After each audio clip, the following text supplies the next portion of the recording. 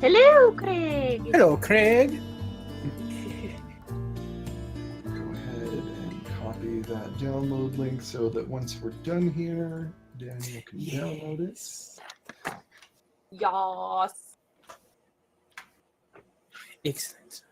And then I'm going to get into the intro.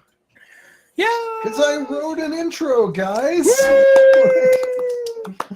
I remembered how to do that. Well, it took us a year, but we finally got it. Yes.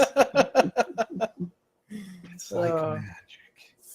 It's a kind of magic. Thank you, Freddie. You're welcome.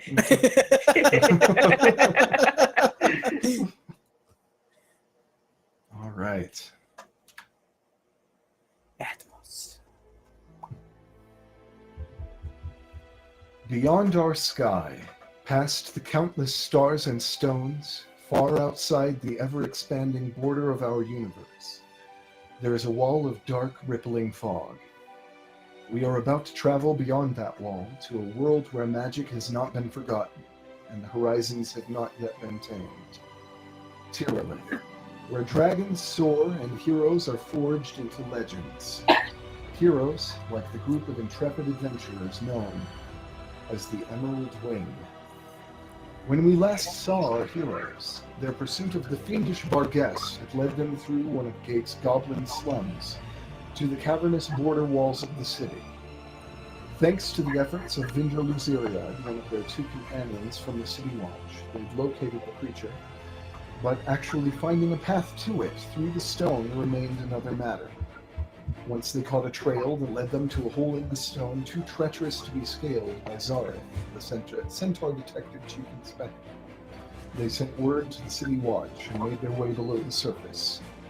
The Barghest and its minions, sensing our heroes' approach, and recognizing that a straight-ahead fight against the entire group would not favor them, began to flee. The group pursued them, attacking as they ran, until the cave floor collapsed from beneath them, sending friend and foe alike tumbling deep into the earth, except for Mouse, who floated down gently. Trapped and cornered, the Barghest and its two Metzeloth minions fought tooth and nail, but were no match for the combined might of the vengeful Emerald Wing, seeking both justice for the fiend's lost victims and retribution for killing Tamati, even if the mighty Goliath's time beyond the veil was brief. Catching their breath after the battle, Vindra spoke in wonder at her suspicion that they had fallen into the shattered archive, the lower half of an ancient library, lost in a magical disaster early in Gate's long history, long sought by historians and treasure hunters.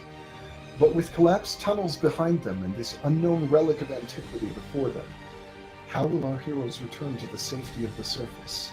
And what might await them here, the border of past and future, world and underworld, far beneath the great city where no surface dwellers have ventured in thousands of years? Just what lies within the shattered archive? And that is where we will begin tonight's game.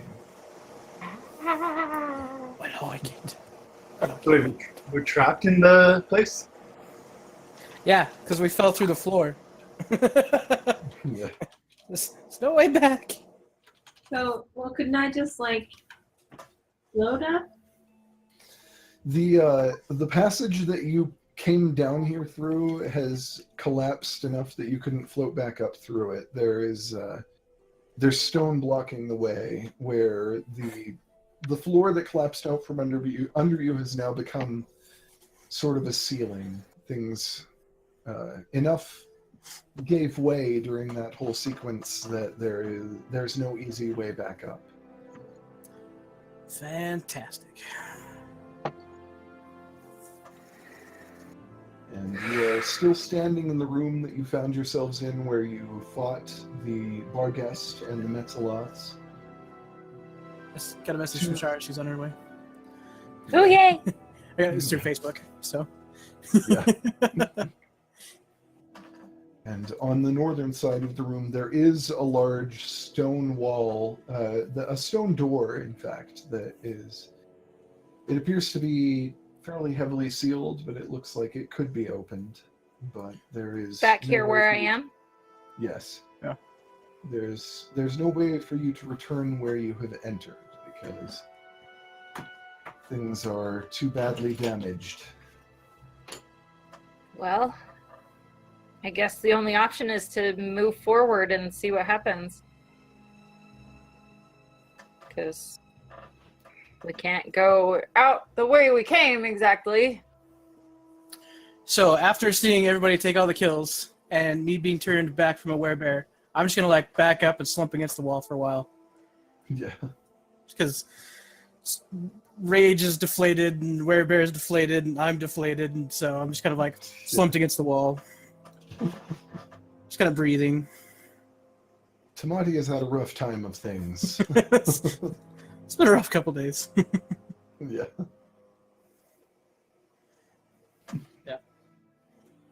That's what I'm doing. Who has that hammer that can break through anything? Come on. Oh! Sorry, I just half swallowed my nose. Ooh. Okay, I'm good. Ooh. That's, wow! Ouch! I kind of half swallowed and it shoved some of the soda up my nose. Ooh. I feel a little bit of pain, Sadie. Just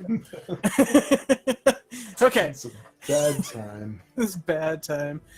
Oh, and of all times, I have to use the bathroom again, right when we're starting. Naturally. So I guess you can just discuss your plans. I'll be It's all good. It's all good.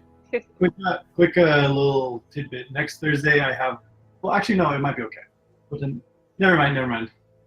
Okay. Yeah. Whatever's going on, if there's trouble, we'll figure it out. We'll sort it out. I'll be back. We have to talk now. Bye. Now. Yeah. Maybe we should take a short rest. It's probably not a bad idea. Oh, I've got too much caffeine in here. I'm crazy. Here. I can't remember. Did I take? You took one of your small healing potions. That's how you got the 5 hit points back. Okay, so I haven't taken. So it was Zafine and was it Zafine and Rin who gave me back theirs? I know Zafine did. I know gave Rin you did. mine I don't as well. remember if Zafine did. I'll do those really quick. Yeah. 2d4 plus 2, right? 2d4 Yeah. plus 2. Plus Yep. 2. Right back. Where's my? There it is. I was like, where's my thing?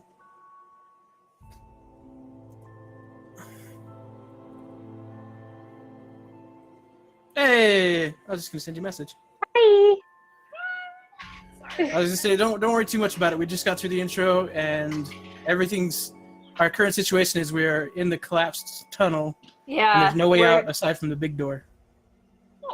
So, just in 'Cause time. We got to The talk hole we episode fell in. through is all caved on now, so that it's not open. Okay. So, 'tis all good.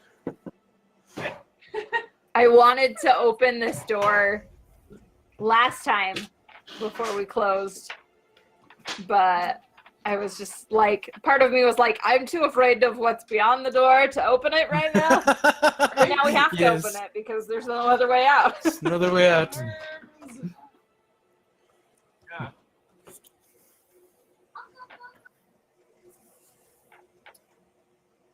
Yeah. Oh, sure, you're here. I'm glad to see it. I just got back. So. Yeah. We're in Taki too, Shara. Oh, beautiful. Yikes.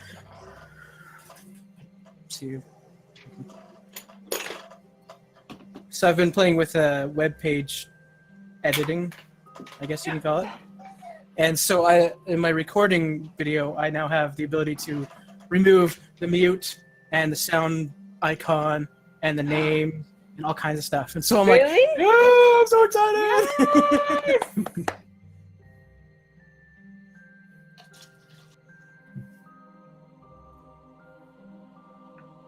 Where you should- Hey! There we go. Yeah, you probably heard, Shara, that we didn't get started very long ago, so you're not missing a great deal. We have been... Yeah, I saw your message at 8:40, so good deal. Oh, I just lost your video. Yeah, Oh, that's right. It does the weird thing. we will see how it Did I? handles Did it. everybody else see Shara's video?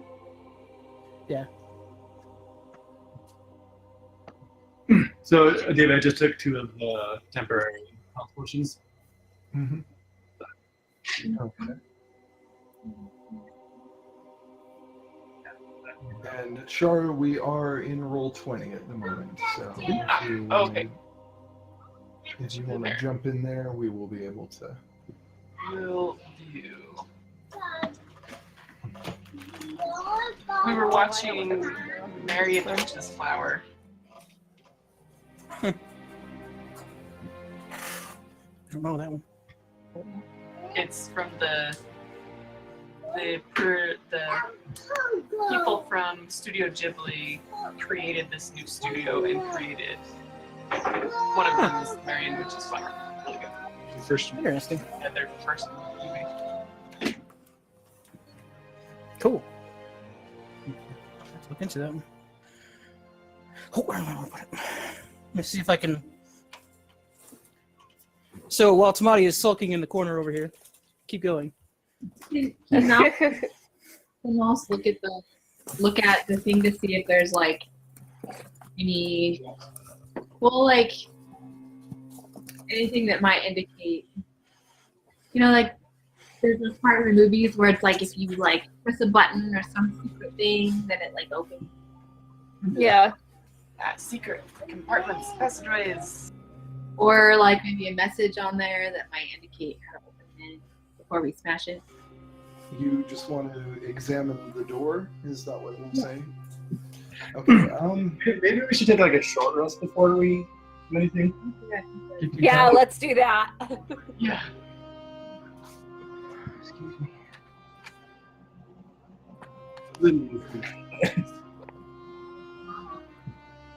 And I think I want to use some of my heal dice too, actually,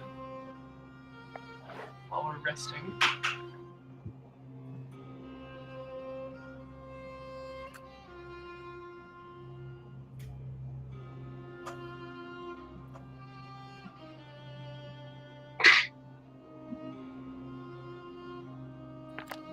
Since I was the only one who didn't take damage in that fight.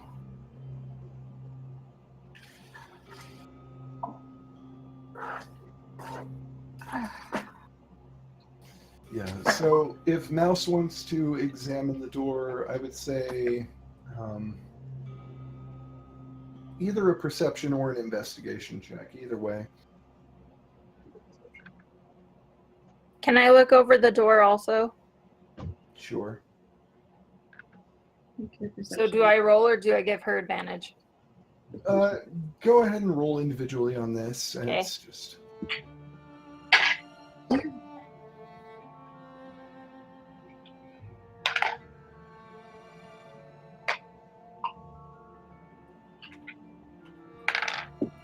Oh, Natural 20. Woo! First roll. Nicely done. yep. Natural 20. So 27. Nice. Yeah, you can... What's that? I didn't do it. Yeah, you can tell that this door has not been opened in some time. There is some growth of some kind of like deep fungus that grows down here that looks like it's grown around the edges of the door that indicates that it hasn't been opened in a long time. You have a hard time telling when it was built. It's clearly very old. The growth is very strong. But there is this stone door was built with the intention of having it opened eventually as a possibility, but it is almost as much wall as it is door. It was built more because it was just kind of envisioned that this space wasn't meant to be used so much, and so this passageway, there's this thick stone door that has a lot of growth on it. It does seem like it's fairly solid, but you imagine if you could work out how the mechanism of the door works, that you'd be able to get it open even in spite of that. Okay.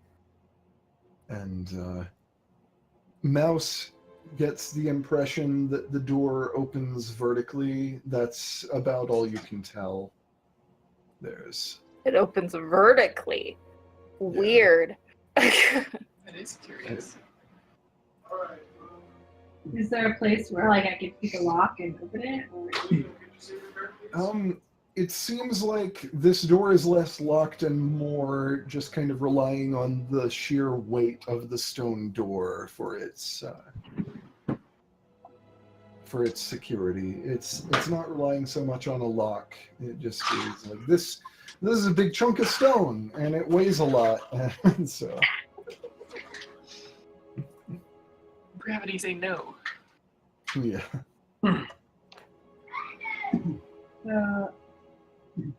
No writing or anything? No, nothing engraved on the door. It's very plain.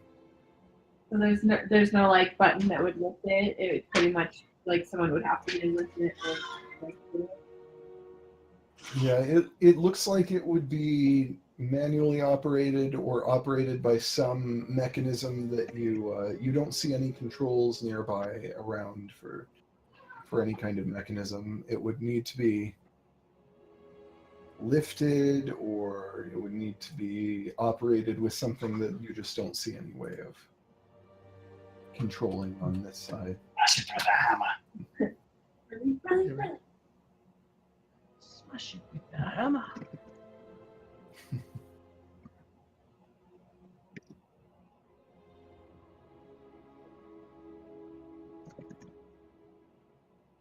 I'm trying to find Oh no. It keeps dropping out. It's a bummer. Uh-oh. I'm sorry, Shara. That's It's all right. okay. I'm sorry that I have more than. Yeah. Sorry for my internet. Yeah, it's fine. It's just a shame that it doesn't work. Tis. Maybe we'll Lame. figure something out as we keep settling out here. Yeah. Because I know last time we had it was like there's 4 of us and it was working fine as soon as we added that 5th window. I keep trying to figure out how to redo my recording with this OBS software. It's like, you can have a video if you do an external video. And I'm like, sweet, okay, let's do that. And then put in the window capture and just record talkie. And it's like, no. Shoot. So I'm going to OBS is usually really good about this kind of thing. I know, right? I'm going to try it in Internet Explorer instead of Chrome, just out of curiosity. I'll be right back. Yeah. Well, at least half of me will be back. The other half of me still recording, so go ahead. I'm still sulking in the corner, so if you want me to do something, you better come talk to me. You're hiding in the corner? I'm sulking. I didn't Right. get my kills, and I'm gonna go over I'm and like a sit by Tommy. werebear. I'm just bumming in the corner. So is he still in werebear form? No. No. They removed my curse. I mean, they removed my awesomeness. So is his werebear form strength higher than his regular? I think so, by a couple of I don't remember. something. is this stone thing obviously heavier than a person, like a single person could lift Yeah, up? it's clearly very heavy. It's a stone made, like a door made of solid stone. I can speak English. Solid stone. Solid stone. Yeah. A Solid store stone. made of solid stone. Yeah, it's clearly very heavy, and like it looks like it was designed to open. It just looks like it wasn't designed to be easy to open. It seems like there are mechanisms that are either missing or just not active right now that should be able to lift it. Do they seem magical or mechanical, or is that readily apparent? It seems mechanical from what you can tell. It's a little hard to see anything, but you think you can faintly see some gears and that sort of thing just through the cracks. It's very dim though. And this is through a bunch of growth on top of the door, right? Through a bunch of what? Growth? Didn't you say there was some old growth? Yeah, on the door? there's some growth of fungal and that sort of, like, some fungal growth around the edges. It just looks like the door hasn't moved in a while. Okay. Just in case, just you cast prestidigitation and tries to burn away some of the overgrowth, if there's anything. Okay. What we can see. Yeah, there's a little pulse of energy as Jisu waves a hand, and there is some just sort of a little puff as the fungal growth just kind of falls away from the edges. And you can see that it looks like this definitely has some kind of mechanical... There's a mechanical basis to it. But from this side of the room, it just doesn't look like there are any controls. It doesn't look like it was really intended to be opened from this side of the room. So. I say we smash it. It's an ancient lost relic. Let's smash it. Wait, so from this side, didn't So I someone do get who saved it? Dimension door? Yeah. I did. Could you go But to do the I other- have to know what's on the other side of it in order to use it? To use what? Dimension door? Dimension door. I'm not sure if you do. Let me check that. Let's see. How does Dimension Door work? I can take one other person with me. Yep. My height or less. So I can take one other person with me. It can be a place you can see, one you can visualize, or one you can describe by stating distance and direction. So you don't have to be able to see it. You could describe direction, like I'm just going to work myself a few feet to the north kind of thing. Okay. You just don't know what's there, so you don't know if you are warping yourself into solid stone. And Ooh. that's the kind of thing. Yeah. Like you have to know your distance. Like you can risk it. That I'm not saying you can't. I'm just saying. Yeah, you, and it Vindra said that probably- there are places that, like, there's a possibility that if we open this up, it's just solid stone behind here. There were whole sections of That's right. buildings affected by the shatter that were completely intersected with the stone rather than sort of replacing it. And so you don't know what's beyond this door. You don't know if there is empty space beyond this door. And if you warp into solid stone, you will probably die. Yeah. It's not a good feeling. Don't do that. Yeah, I think Dying, I'm in, not spelled I'm in dying. favor of smashing now. I mean, it weighing the options. I think that might be the way to go. Probably is a I good idea. appreciate that you all don't want me to kill myself. You know, yeah.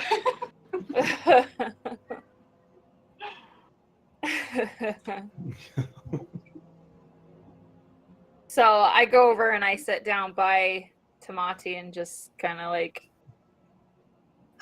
so how you doing? I'm okay. Yeah, that seemed really hard on you. It's all good. It's you know, it's all good. Yeah. So, what I miss? You feel up to smashing some stuff? Are you guys taking a short rest? Is that? Yeah, what did we I do that? Are Yeah, we doing that? Okay. Can we do that? Because I will I'll be say, at I'll be at full if we take a short Yeah. rest. But A short If we rest. don't. Because of the fact that Vindra she has some level of control over her spell casting, she was able to shift it in such a way that her remove curse spell was limited. So a short rest is probably enough that if Tamati wants to be able to shift into werebear form again, he will be able to. Yay! Cool. Good to know.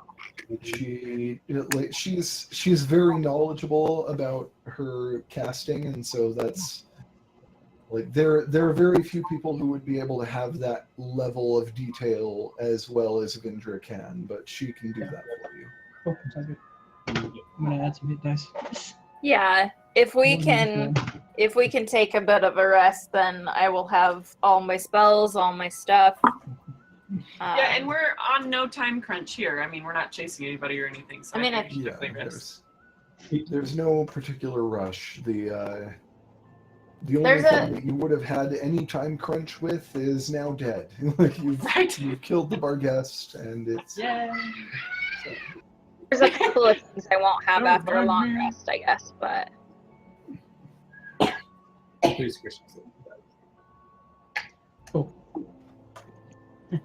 I rolled a 1 and an 11, so I'm back up to full health almost. Yeah. Dice. The dice are not with me. This is gonna be a great game. Let's go kill something else. Okay.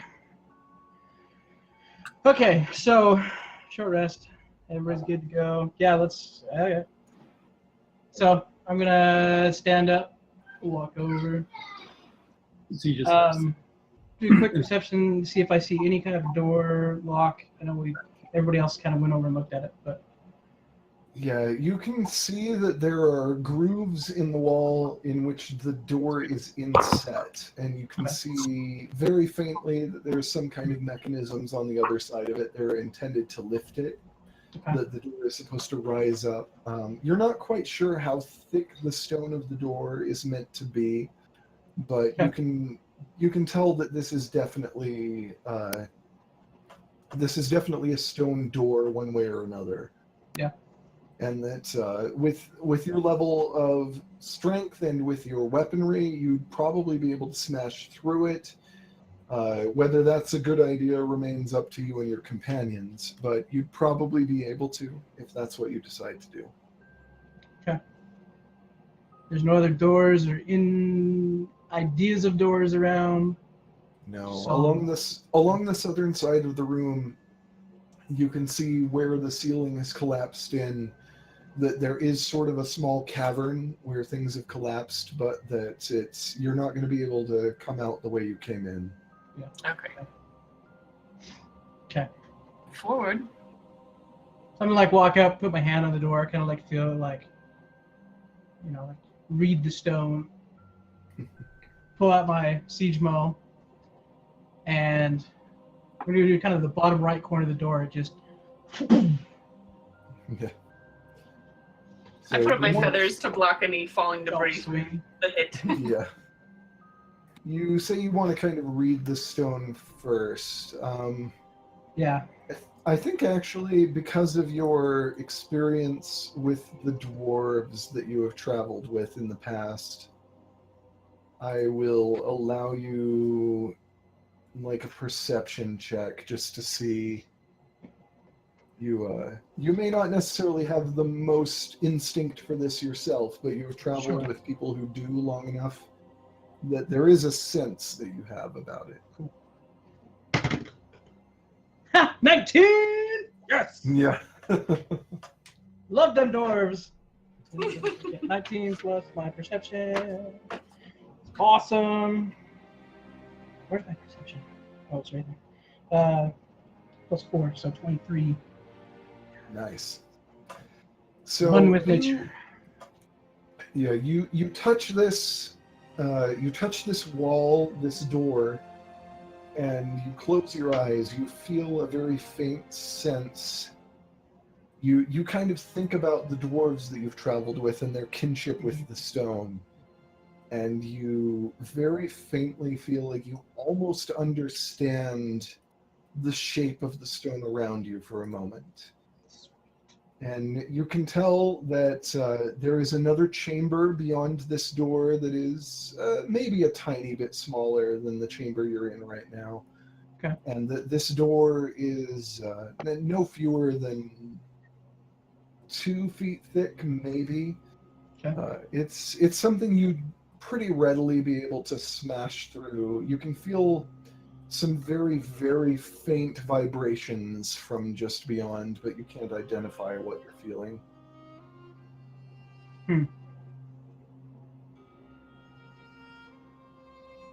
Okay. So I'm inclined, instead of just like brute forcing it, I'm gonna tell everybody kind of what I'm sensing, and I'm gonna bring up the idea of that dimension door again. Because if there's some kind of rumbling over there, it's the hard part. There's some kind of rumbling over there, then it could be other creatures, could be other enemies, we don't know, could be anything. But if they're far enough off, then we feel it. Then if they're far enough off, then the noise would bring them in, whereas the dimension door is really quiet. So I mean, it's up to you, Rin, if you want to try doing that. Technically, I'd be the same size as you. Yeah, that's what I was thinking, is if I'm going to dimension door over there, I want to take you with me so that if it's, you know, not an issue post-dimension door, we can still smash it. Yeah, well, it sounds like if it opens from the other side, then, I mean, that reduces noise and everything else too, so. What does I'm gonna everybody try it. think?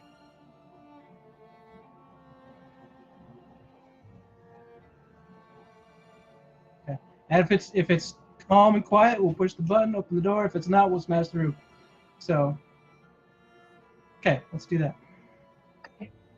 So I kind of close my eyes, put my hand on the door, be like, okay, right here, 10 feet over. Okay. So 5 feet over. just roughly gauging on the map, we're talking 10 feet from right here where we are. Yeah, something like that. Maybe So it'd be just the other side. 10 of the feet door. your side, 10 feet my side. Either one. It looks like it's going to be So- straight ahead, just right inside there, so. Kind of right here Yep. is where we're going to dimension door. So the two of you are going to dimension door 10 feet straight ahead. Yeah. Okay, so mark off your spell slot for the use of that. Yep. So for sure, be like, okay, you Who's can scared? Here we go. Yeah, Rin makes some, as Tamati moves forward and Rin puts a hand on his shoulder, Rin makes some very subtle movements with her hands. There are a few larger movements that look obvious, and then there are some very specific movements with her fingers that look like they're very specific. And there's a flash of bluish white light as the two of you are transported 10 feet directly forward. Whoa! That's not good, that's not good, that's not good. And the room before you is dark, but both of you currently have some degree of dark vision. Tamati has had dark vision cast on him. Like Jisoo has given Tamati dark vision. Yeah. And so, in spite of the darkness, as you appear, you can kind of feel the air move around you just in a slight puff as you move into the room, and you feel this slight motion. And within this chamber, you see the same kind of. This is clearly still a room that was designed as an interior room, but it is draped in webbing, thick white webbing that looks. It glistens. It glistens faintly, even in your dark vision, and it looks very stiff. And as you look forward around you, you see no less than 6 spider-like forms that none of them have noticed you yet. They are still moving about in silence with strange... Oh, I almost- instinctively cup Rin's mouth with my hand. Just to Yeah. make sure. I'm doing the same thing. It's like, Yeah, there are these strange, almost wet clicking noises as you see these arachnid-like shapes. It's hard to tell with dark vision because dark vision is grayscale. Everything is black and white, but they look pale. They look. They're not huge, but they're certainly large. They are. You'd guess maybe 4 or 5 feet in length. These arachnid-like forms with almost lobster-like claws. oh, crap. And 8 legs and these sort of lobster claw-like appendages at the front. Probably at least 8 to 12 eyes each on the front of their strange faces. Tamati, make a nature check with advantage. Given your association with the dwarves, I'm going to give you the chance to see if you know what these are. Nature check? With advantage. Yeah, so 14 total, because I have a -1 in nature.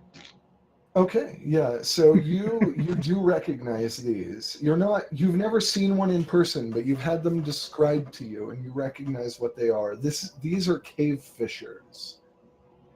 Cave fishers are arachnids that live deep underground. They have these long snouts extending from their strange, kind of creepy mouths that have spinnerets in them. They kind of like the strands of spiders' webbing. They are able to extend string-like extrusions from these. Cave fishers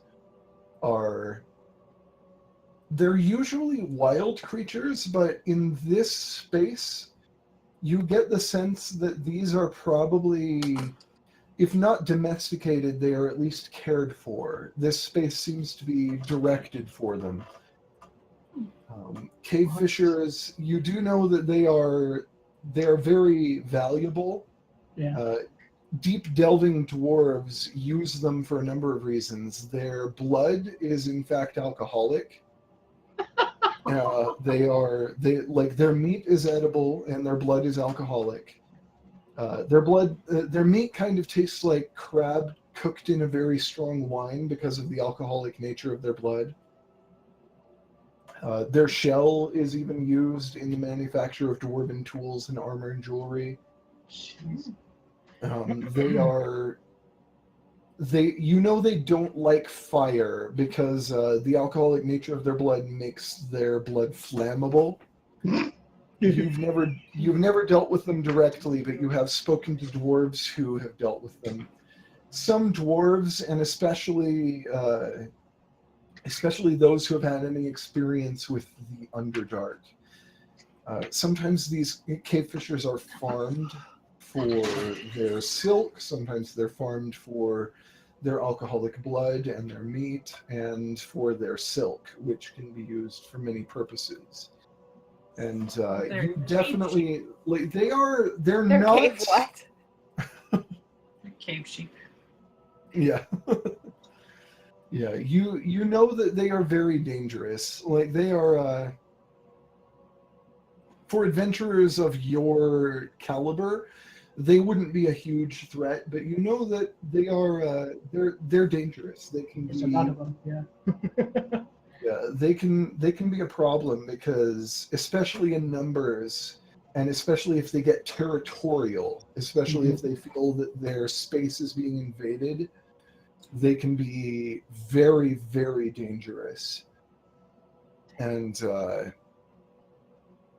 but this crap. space does seem very distinctly to you like these are cultivated cave fishers. They don't occur naturally here.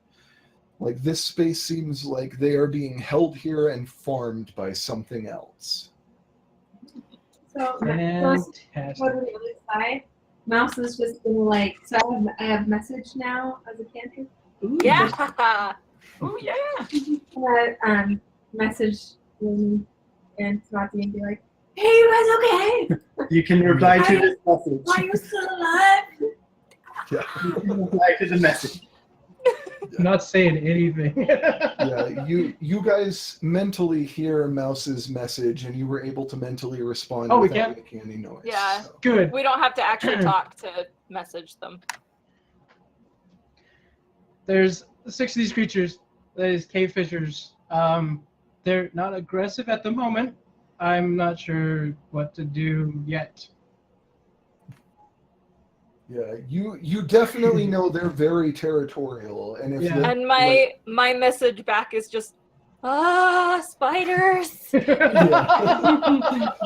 yeah, they're like draping from the ceiling to the floor, and from the ceiling to some of the walls, you can see these thick, ropey, sticky-looking webs that are probably like 2 or 3 inches thick that have been woven Jeez. by the cave fishers. Ah, And I know what I want to do, they're- but it's a ritual. Yeah, they're these ropey, sticky-looking. That like if you touch I'm one of actually these, shaking right now. yeah, if you touched one of these, it'd be like just touching a rope of super glue. You can tell that they would stick to you Jeez. intensely, and that you'd have a real hard time getting away from it. Ah, What level spell slots do you have? how many do I have? No, Rin. Oh, Rin. I'm at level 4. I have 1 left. Yeah, I want to. yeah. I really want warlocks to do. warlocks at your level get 2 spell slots per short rest, Short and rest. you've used 1 to get in here. So, Yeah. but Yeah. you do see, examining the walls around you, you do see that the mechanisms for this door, they do exist on this side. They're kind of caked in some of this stickiness. It looks like they haven't been used in a while, and some of these webs have just kind of settled over them and slowly rotted away. And so there's kind of like maybe an inch of this sort of semi-translucent, sticky gunk in front of the Is mechanisms. it within but- reach of us, or is it like across the room? No, within reach of you. There is a button to open the door, but it is like you can tell that's what it's for. You can see that like it's clearly labeled, but it's very like it's coated in this sort of sticky gunk, and it is. There's 2 things I really want to do right now. One is the ritual talk with animals, but I don't want to spend 10 minutes waiting and hoping they don't listen to me. Yeah. The other one is if I had been thinking about it, I could have messaged back to have Vindra right beside the door, and then like open the door, have her start like putting fire through the door. Yeah. That would have been Well, smart to send back. I have message. I have message Oh. also, so we can still do that. but I can't tell you. Yeah, you do know instinctively, just from what you experienced and your time with the dwarves, Yeah. these things don't like fire. There is a very Yeah. deep Yeah. instinctual fear of fire that they have, and that's that if they were to come into contact with fire for too long, like they'd just kind of go up in smoke. They would explode Yeah. because of their alcoholic blood. It would, And because of their more tamed nature, I don't really you want to you know attack that them. some dwarves do farm these. Yeah. Dwarves do farm cave fishers, but you know that from what you've heard, it's more common for cave fishers to be farmed by Durgar, the Grey Dwarves, the dwarves of the Underdark. They are like they Cute. are. Like regular dwarves will occasionally work with them, but it is much more common for them to be handled by the Grey Dwarves because the Durgar actually have a lot of experience with spider-like creatures in the same way that Drow do, the Deep Elves. The Grey Dwarves, similarly who exist down in the Underdark, are much more experienced with this kind of thing than the surface or near-surface dwelling dwarves. Sweet. You, from where you're standing, you can faintly see that maybe like 25, 30 feet to the north and east of you, there's another door that it doesn't look like it's nearly as heavy as this door. It still is fairly heavy, but it looks like it's been opened more frequently. It doesn't have the kind of fungal growth that you saw on the other side of this door. Okay. Oh. It's more frequently. Oh, but I can't do that. Ugh. That would take too long. Right? That's gonna be great. Okay. So what I'm thinking of doing, dang it! I think what I want to do is I want to push the button, have the door start opening, and yell back, "Ventra, fire up!" Yeah. Keep Sure. in mind, your companions on the other side of the door do have like torches and that kind of thing lit. That's true. Benjamin has so as soon as you open this door, light will come through it. Okay. That is true. And, Okay, that yeah, will be let's- very noticeable to the cave fishers. There are. Yeah. Okay. Yeah, I'm gonna like reach my hand around. No. Actually, I wanted to pull out my quarterstaff and use my quarterstaff to push Okay. the button since Sure. it's covered in the sticky goopiness. I don't Yeah. want us to get caught in it. So I'm going to use my Probably a good quarterstaff to push the button. Okay.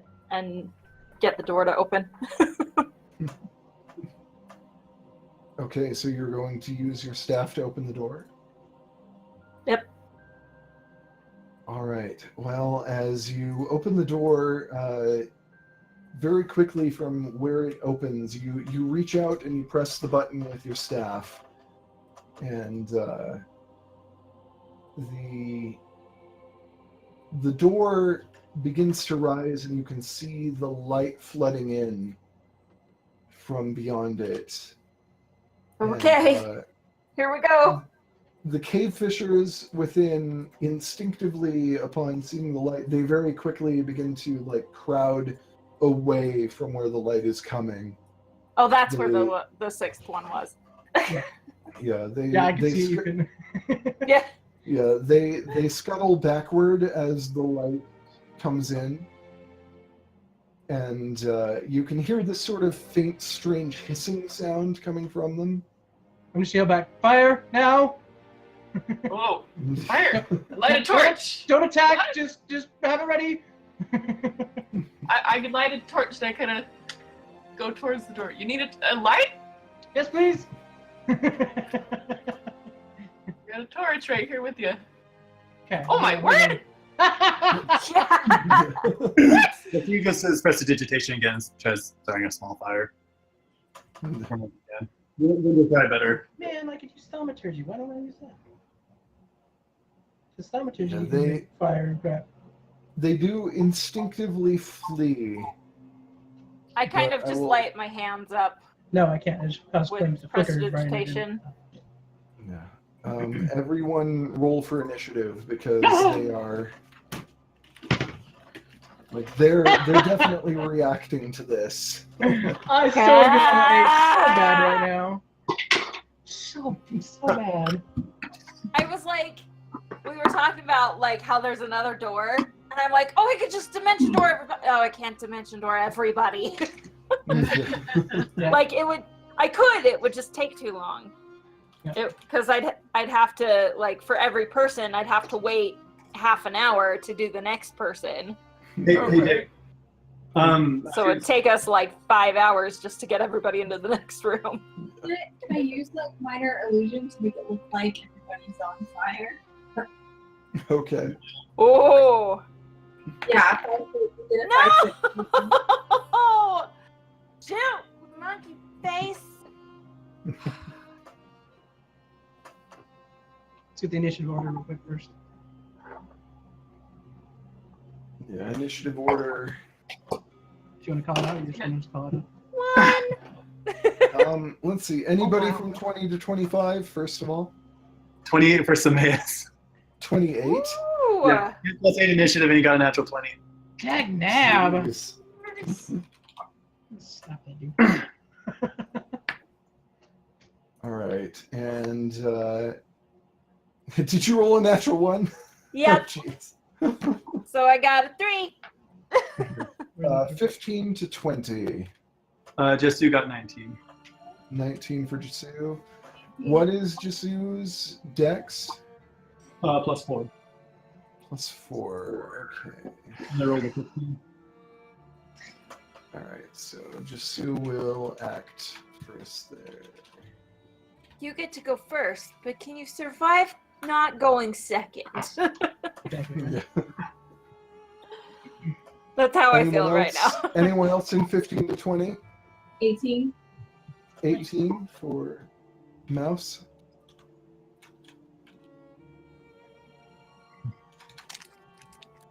And 10 to 15. Rin and I are petrified. We both rolled natural ones. Oh, are you kidding me? Man, I Natural didn't roll one. that bad. 5 to 10. I got a 9. 9 for Zafine. Jeez, Tamati. But my initiative Dimension bonus Door is did a 3, number so on us. 4. Yeah. That's a stupid popping into 6 spiders and go, oh no! That's a good offense. We've got an 11 for Vindra because Vindra rolled a 9 and has some bonus there. And Is that everybody but us then? 1 to 5. I'm at a 4. Oh, I didn't roll for Loki. Loki. Well, Well, let's get you first, and then 3. 3. I'm at 4. Yep. All right, so 4 I- for Tamati, and 3 for Rin. You kidding?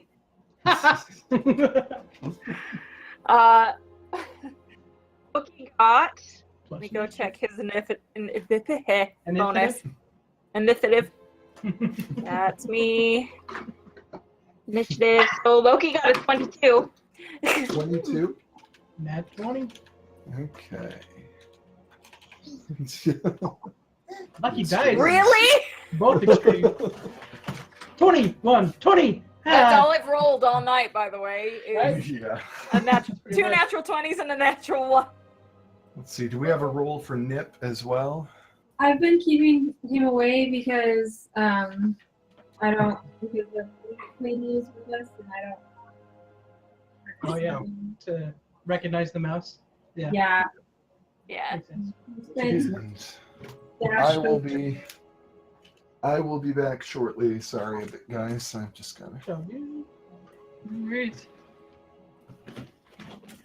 Well, if we went any further, we would have seen everything, and they would have seen us. So it was good timing as far as where to Yeah, be. good call. What And was that? I missed something. I was just saying, if we'd moved any further up, they would have. I mean, we would have been right next to that one cave fisher. Yeah. Oh, geez. Yeah, that would have been. I that would have been fun. almost was like, let's go 15 just to make sure.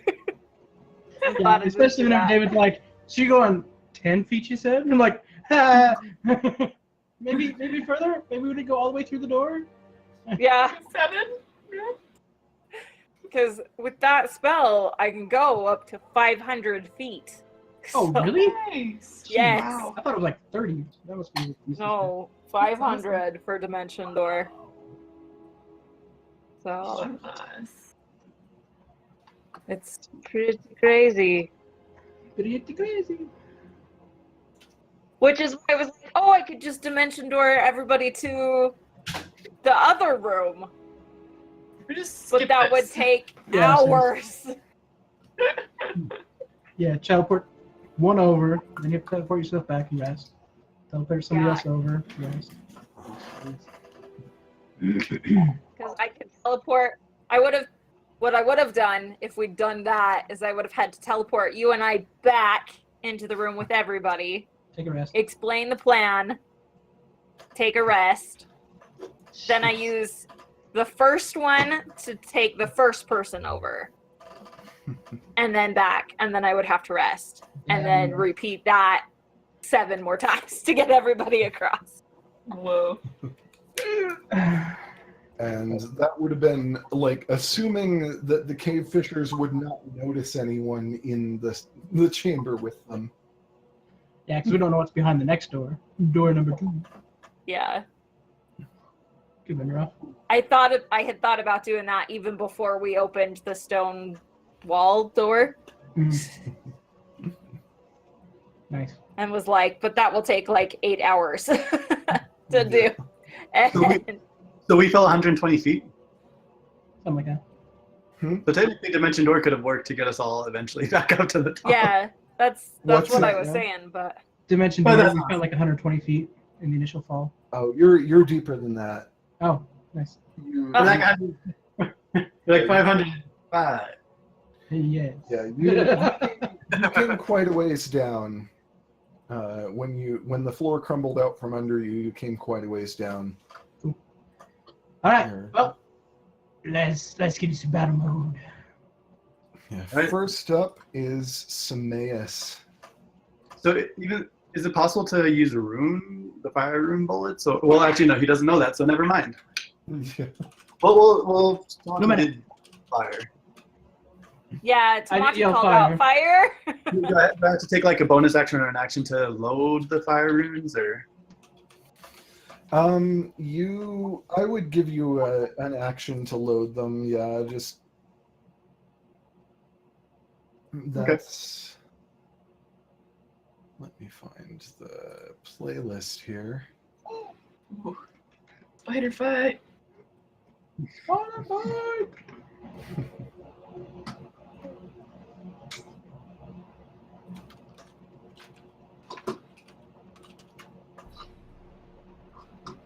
Oh, have my music DC on on here here. is still incorrect. It should be 18, not 17. Oh yeah, sorry. It's okay. It's not modifying. Why is it not modifying? Because he's in the middle of the battle. Sameas' turn. Just kidding. So, you only affects a 5 foot. You can do it. Hey, Sameas.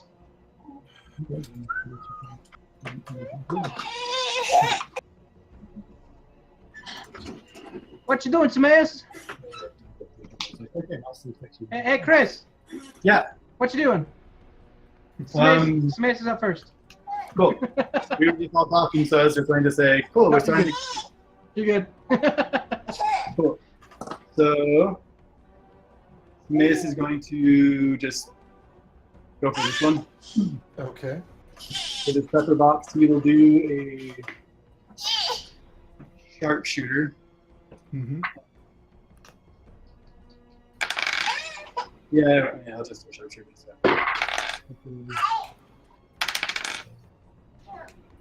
13 to hit. What's that? 13 to hit. Yeah, you see that your bullet nearly comes into contact, but it just kind of like ricochets off the hard chitinous shell of the cave fisher.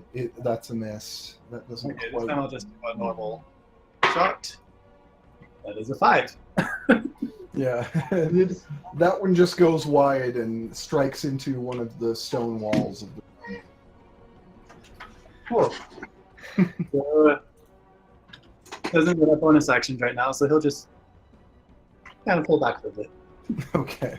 Cursing into Yeah, that just makes me think of John Oliver's like last week tonight. Cool, like just like you missed. Yeah, you missed horribly. Cool. Right. Yay.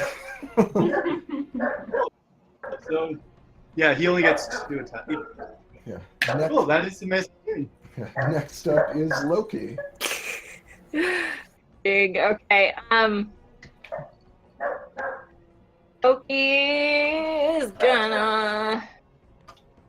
Okay, hold on. I have to keep track of where I am. 5, 10, 15, 20, 25. 40. He's gonna fly up and take the help action and distract this one. Distract which one? This one. Okay.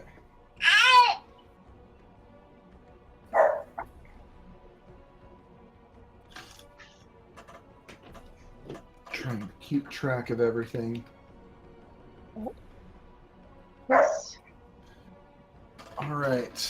Loki flies forward and begins fluttering around the just out of reach of the cave fisher's claws. That point, and it is Jisu's turn. Quick question: where does the so is the entire like room encased in spider webs? Pretty much. It's definitely thickly draped with these spider webs. They are not so thickly draped that you're not able to move through it right now, but they're all over the place. You can definitely see them here. That's because lightning says that anything that's flammable starts on fire. So if I did lightning, would it start like a portion on fire and like? You could try. You're not sure. They do look very wet, like wet and sticky. Nice. Yeah. I like it. If these are like somebody's pets, though, do we use them? I mean,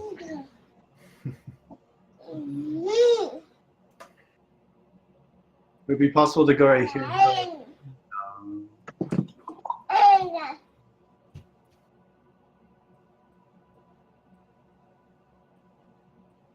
Would it be possible to hit these 3? Yeah, I think you'd have a straight line enough to be able to hit all 3 of them if you. I'll try that. I'll spend 3 key and hit landing at these 3. Okay, let's see. They make a save against that, right? Yeah, dexterity. Against is 14. Okay, let me see. That's 2 fails and a success. Okay.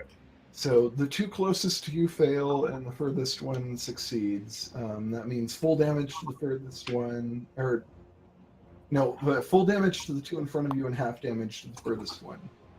Okay. Just loading up the big dice. Yeah. That is 34 points of damage. Nice. Let's see here.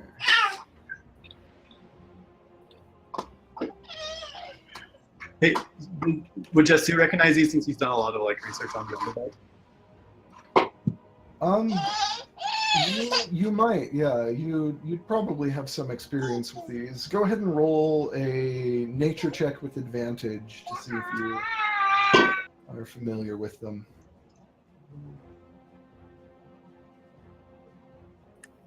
17.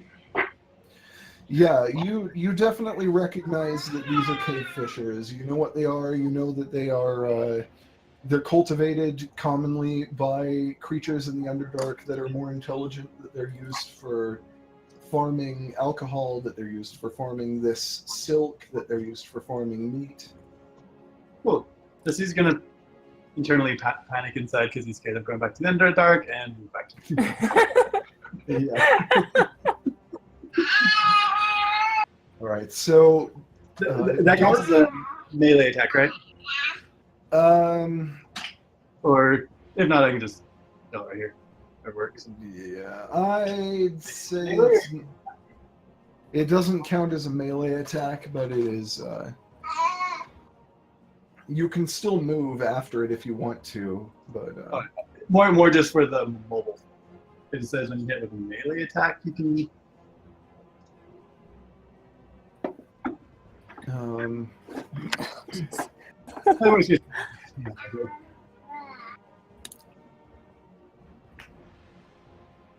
When you hit with a melee attack, what it says? When you hit with a melee attack, you can disengage. You can move back without getting an attack buff.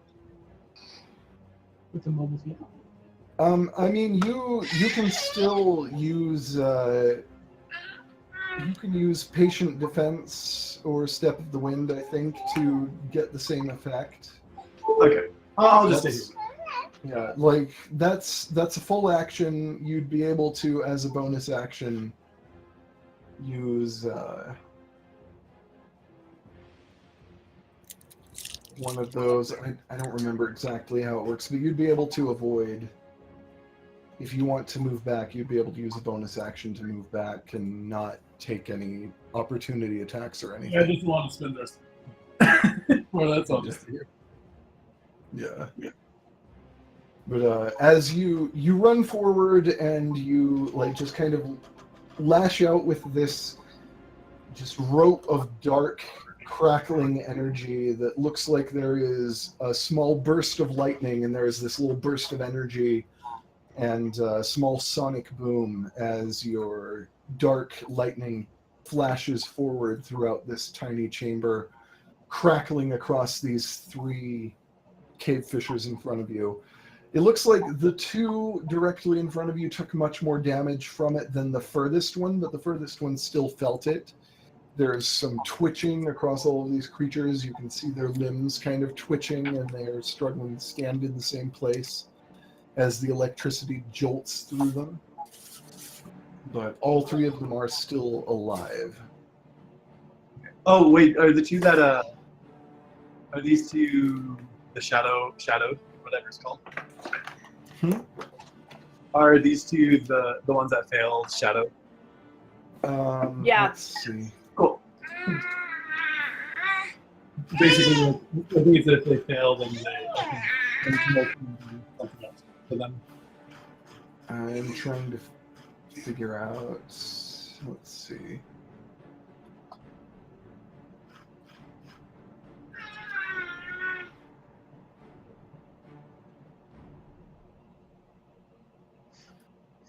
Because I think that only applies to one of them. I don't think it applies Yeah, I to can only both. do one, but I have the option if they fail. Yeah, let me see. That's But yeah, I can only.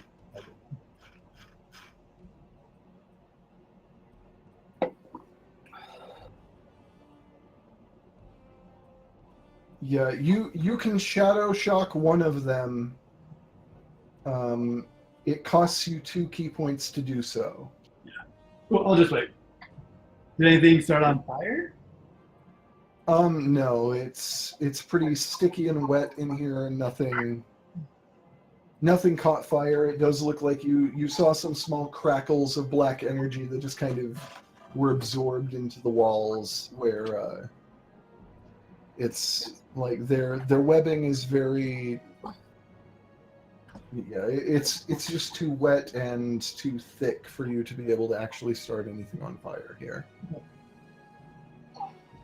And it is now, unfortunately, their turn. Shoot. Let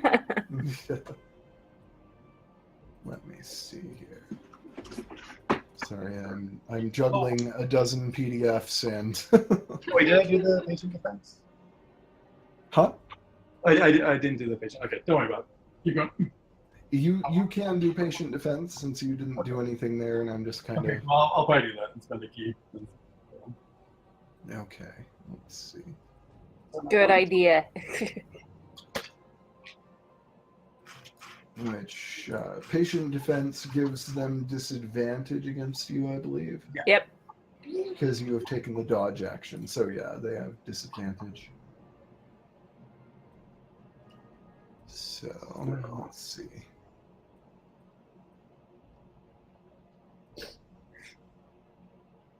Yeah, it's their turn. This one rushes forward. They kind of come around you. These 2 that are nearest come close to Crap. Timothy.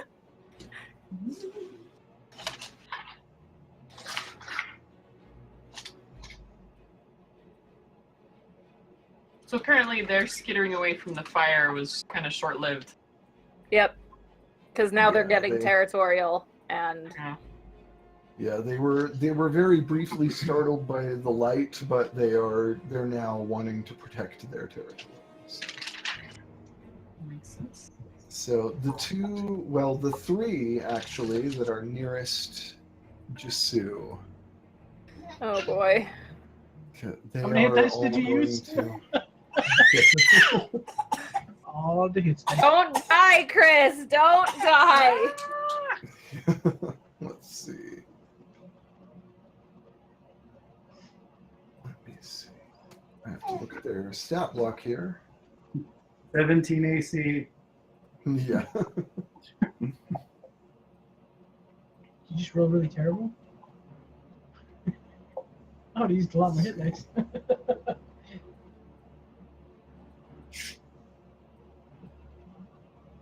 Yeah, one of them rushes forward and it spits out from this kind of snout that it has. It spits out this thick, almost liquid-looking white, ropey webbing that just it splashes across you, and it kind of sticks all over you. You get the sense that you'd be able to rip free of it once you can actually move on your turn, but in the meantime, you are considered grappled. Well, there's no like. Huh? There's no contesting it or anything like that. I'm trying to figure out how to rule that.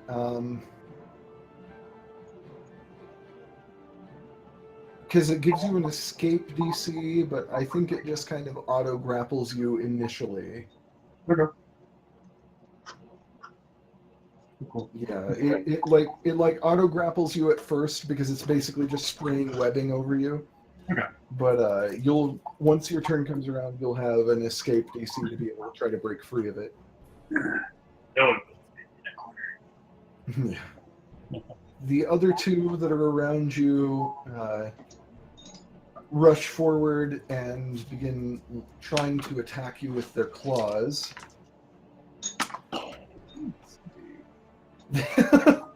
Don't worry, Both it's of probably them- not magical.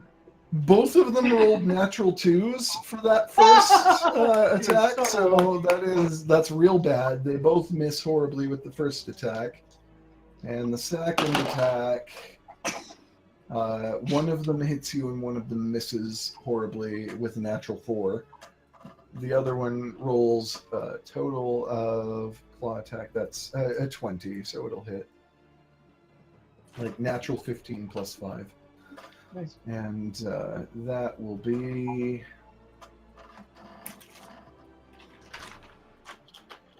How much slashing damage? That will be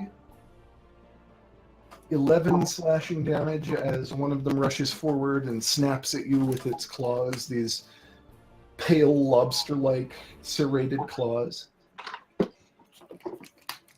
The other one you're able to kind of, even though you are sort of trapped in the webbing, you're able to just shift yourself out of its way enough that the other one isn't able to catch you. And let's see, these two down here by Tamati and Rin now are going to make their attacks. One attacks Tamati. Oh, I don't have the spell book anymore.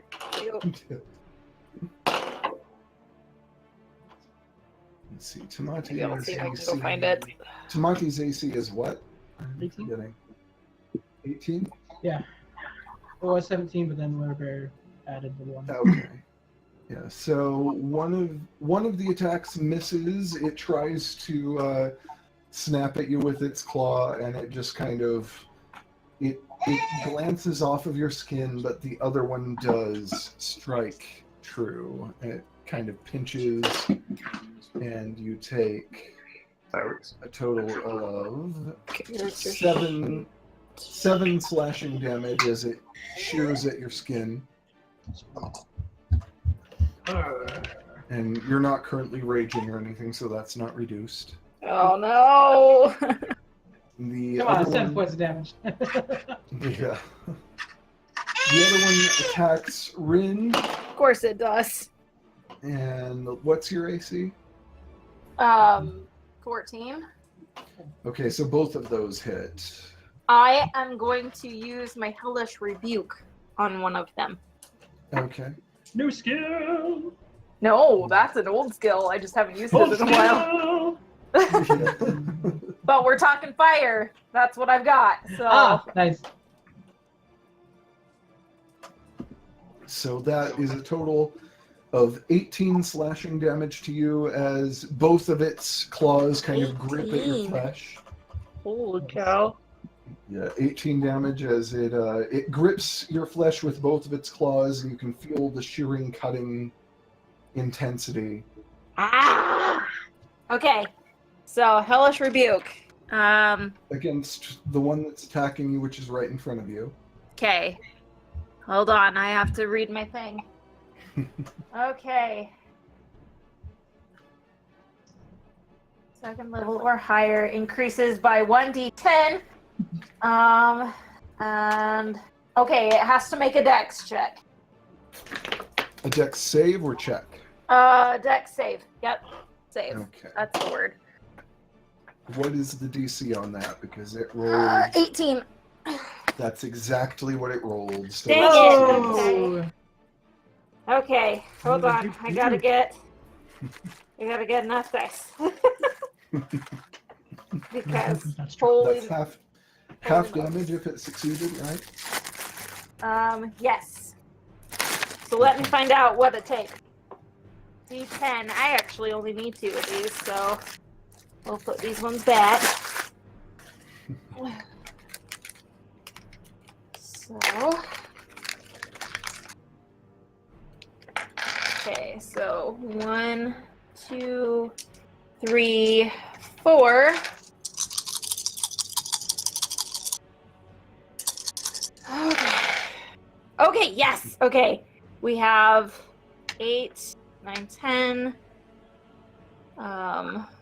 19, 25. Reduced in half is 12. 12 fire damage. All right. Let me see. Does that? Let me check something real quick. Okay, yeah, it doesn't have vulnerability, but you do see a small flash as the fire that bursts out from it. You see that there is kind of like a small flash as the vapors of the alcohol from its blood catch fire. Ooh. It doesn't look like it does any more damage right now, but you get the sense that the more damage that you deal to these and the more fumes there are from their alcoholic blood, the more likely it is that fire damage will be more effective.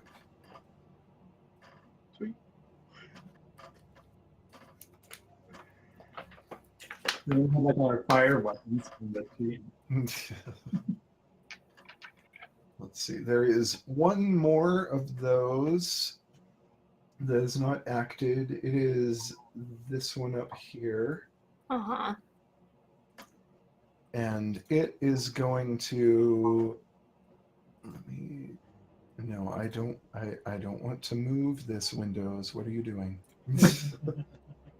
Okay, it is going to use. Yeah, it shoots out from its snout. It shoots out another sticky length of adhesive filament in the general direction of Rin. Crap. Okay. Rin is considered grappled until the beginning of your next turn, at which point you'll have an escape chance. Okay. And ability checks made to escape these grapples have disadvantage, just so you know. Because they're sticky. Yeah, anyone grappled by the webbing of the cave fishers will have disadvantage on those checks. Nice. And grappled, can you not attack? You can attack. I believe you have disadvantage. Let me check that. I think so. Grappled. Your speed is 0, so you can't move. You don't have disadvantage or anything. You're just grappled, but unless it specifies otherwise, you don't have disadvantage. But it prevents you from moving. So, Jasu and Rin are both prevented from moving because they're both grappled at this time. It's now Mouse's turn. So,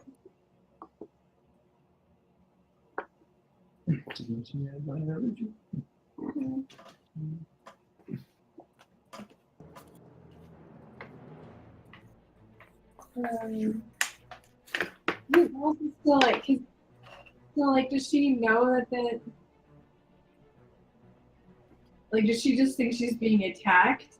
Or like, does she know that they're, because you've mentioned the word farming a lot, because like, if they're farm animals, you know, because like, there's no meat in their alcohol blood and all this thing.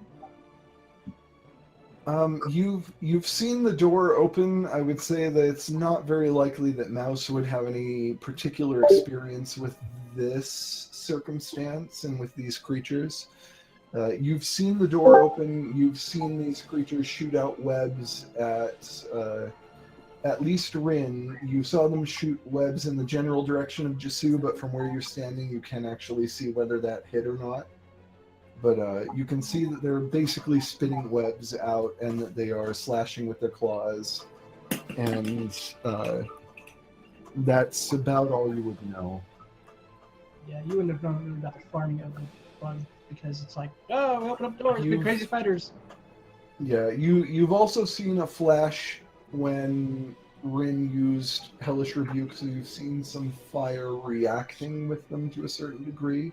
And Tamati did say, light the fire kind of thing when we opened Yeah. the door. Yeah. So If you she said fire, she would have like made an illusion of fire, not that it would have done anything, but So at the very least, you know that fire is going to be likely more effective and that they have these webs. I don't have That's... anything that makes real fire. What's that? I can only make fake fire. Candle.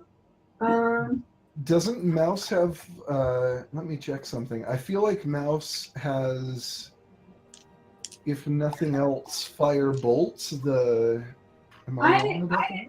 I rearranged with my spells. Both bolts are. Oh, ooh. No, I guess I didn't give you Firebolt. You have Ray of Frost. Yeah, you don't have Firebolt unless you took it. Yeah, and I got rid of Ray of Frost and got Message instead. So Or with that. And then, yeah. you do have torches. I do? Yeah, you have torches in your adventuring gear. I do.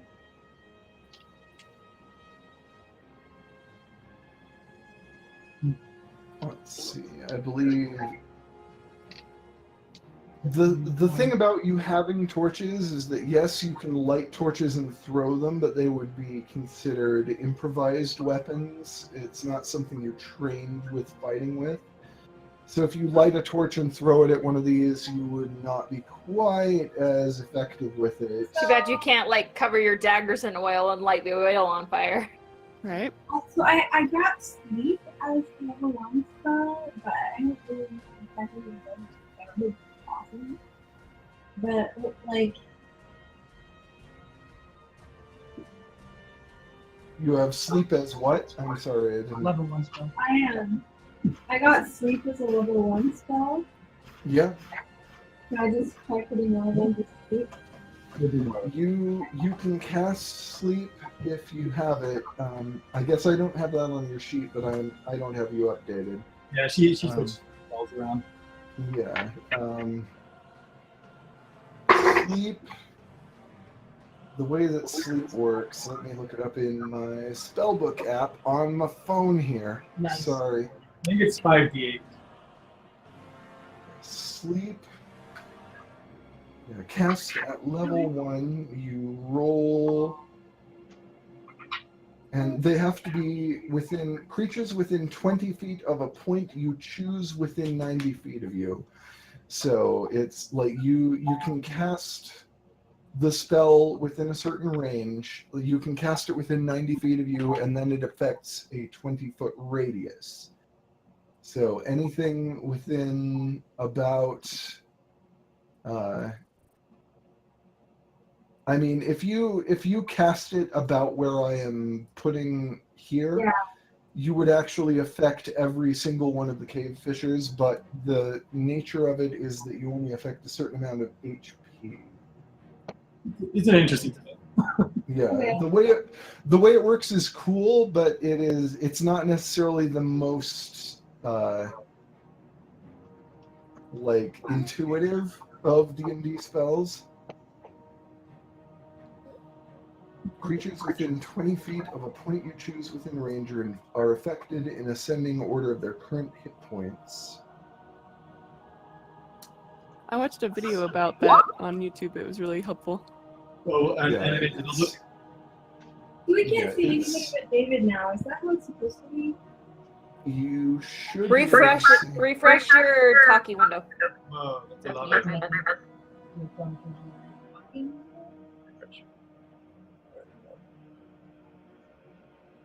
Yeah, you should be able to see everybody.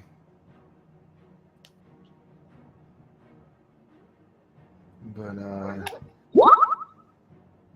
Daniel, you've been there the whole time?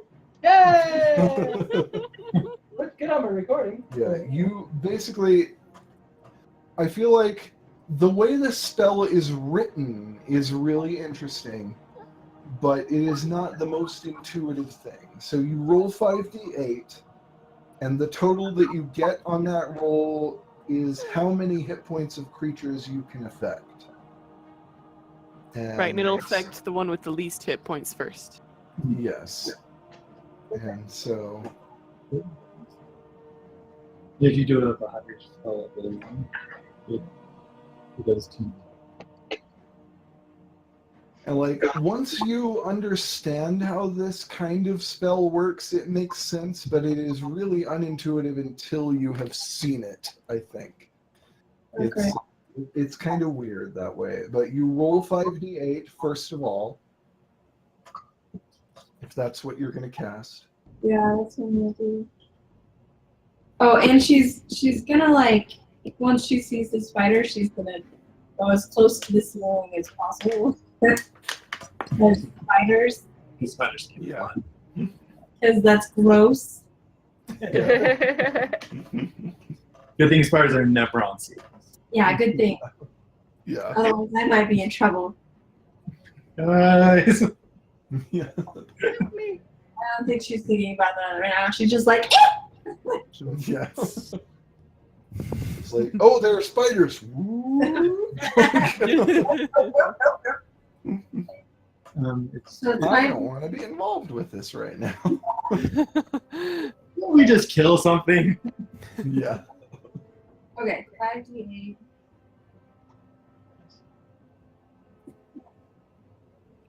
Yeah, watch that. Dude. Oh, okay, there it is. Okay. 5d8 plus 2d8 per spell level. Yeah, so you're just casting it, unless you choose to cast it at a higher level, you're just casting it with 5d8. So wait, If you want to do so- levels, so if you do levels 2 spell slot, you add 2. So I'm casting it as a first level spell. What? Oh, that's right. If you cast it as a first level spell, you roll 5d8. If you cast it as a second level spell, you use a higher level spell slot, but you roll 7d8 instead. I have to remember how many spell slots I have. You. Oh, I have one spell left. You're one up. So if you want to do a second one. But, Yeah, I think I'm Fully just gonna do that. So 27. Yeah, you have 2 second level spell slots. Yeah, but I don't know what is behind the next wall, and if these are farmed animals, then I'm imagining there's something bigger. Get off my property! Right? Yep. So 27 will be your total if it's 5d8, which is what you cast at first level. Which means if that's how you do it, then this one just to the right of Jisu falls asleep. And Jesse's just kind of like standing there, kind of confused, but rolls with it. Take it. What did she roll? She rolled 27, and within the range, the way that this spell works, it affects HP. And you basically it's hard to explain how this works without like the YouTube video that Shara just linked. But the creatures that have the least HP are affected first. Is that the And one that Jisu attacked? Yes, the one that is just to the right of Jisu has the least HP right now. And it is the one that, well, actually, I guess both of the one to the north and to the east of Jisu, they have the same amount of HP. So I guess I have to roll to see which one of them is affected. And it's the one that I was saying anyway, the one to the right. The one to the right of Jisu is affected, and it falls asleep immediately thanks to that spell. Sweet. And it remains unconscious until, like, for 1 minute or until another creature tries to wake it. So that one, this one right here to the right of Jisu is just out. It has fallen asleep. It kind of, you see its limbs sort of just relax as it slumps down to the ground, and it just kind of falls asleep. Mouse isn't actually able to see that because there are walls in the way of it, but it is cast in such a way that that one falls asleep. Nothing else falls asleep because there wasn't enough HP affected from that spell. The way the spell works, it seems unintuitive from the way I'm describing it. Once you understand it, it kind of makes sense, but it's the most it's hard vulnerable creature falls yeah, asleep first. it's hard to describe how this spell works until you get it, and once you get it, you're like, okay, that makes perfect sense. But yeah, you don't get it until you get it. Yeah, Mouse does get the sense that one of the cave fishers in the other room has fallen asleep. She can't see it, so she doesn't really know which one exactly, but she knows that one of them has fallen asleep and that the spell has had some effect. Oh! Question? Mm-hmm. The one that attacked me was the one that was, that Loki took the help action on, correct? The one that attacked you was directly north of you. The one that shot a web at you was the one that Loki took the help action on. Which should have been the one that I used Hellish Rebuke on, yeah? The one you used Hellish Rebuke on was the one that directly attacked you. It was the one just to the north of you. So I'm confused. Which one did Loki... The other one. Yeah, this one up here that shot a web at you. Alright. Okay. But, Thank you for the clarification. Yeah. But yeah, so Mouse basically knocked out one of these. It is unconscious for at least a minute unless something wakes it up. And these other creatures probably aren't intelligent enough to try to wake it up. So it's probably just down for the count right now. So this one came all the way down from across the room. Which one? This one right in front of me came clear across the room. Yes, it did. Okay. Okay. Because I don't know why, for some reason, I thought this was the one that Loki was distracting, and this was the one across the room. Yeah, the one that Loki was distracting was up here. Okay. And the one that attacked you came up from further up. Okay. So. All right. That closer one didn't make it very far. Yeah. So that was Mouse's turn because she knocked out this one to the right of Jisu. Unless you have any other plans with your turn, because I believe you do have the possibility of bonus actions and that kind of thing. You're kind of in the back, so it's less likely that you'll need to do anything. But it is possible for you to do so. Cool. This is good. Cool.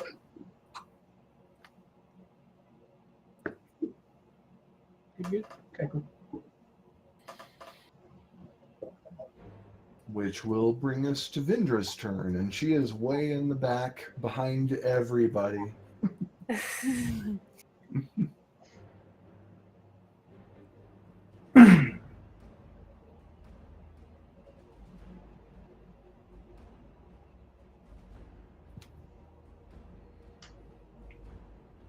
Let's see. Which one of her spells is she able to use?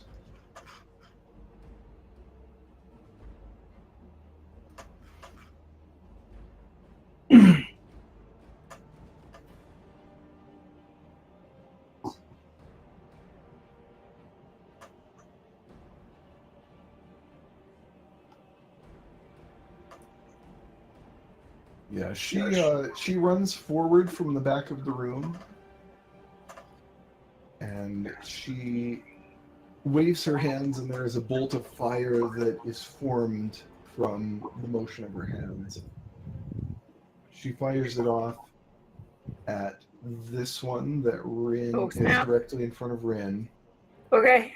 It kind of just flashes forward over Rin's shoulder and misses. It kind of just fires forward into the ceiling.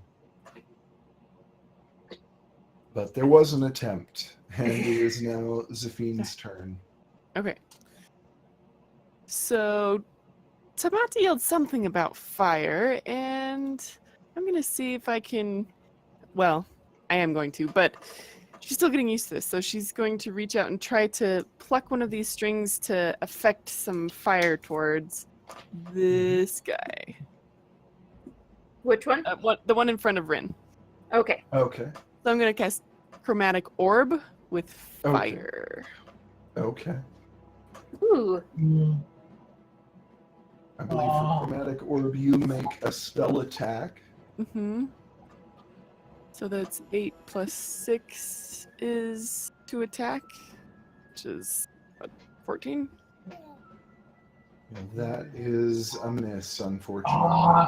Crumb! Super bummer. Yeah.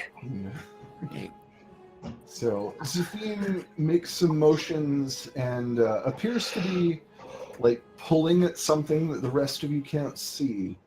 And in the air before her, there is a crackle of energy as sparks coalesce into this fiery energy that shoots forward, but it just misses. The cave fisher near Rin is able to dodge out of the way as it just kind of shoots back to the ground nearby it.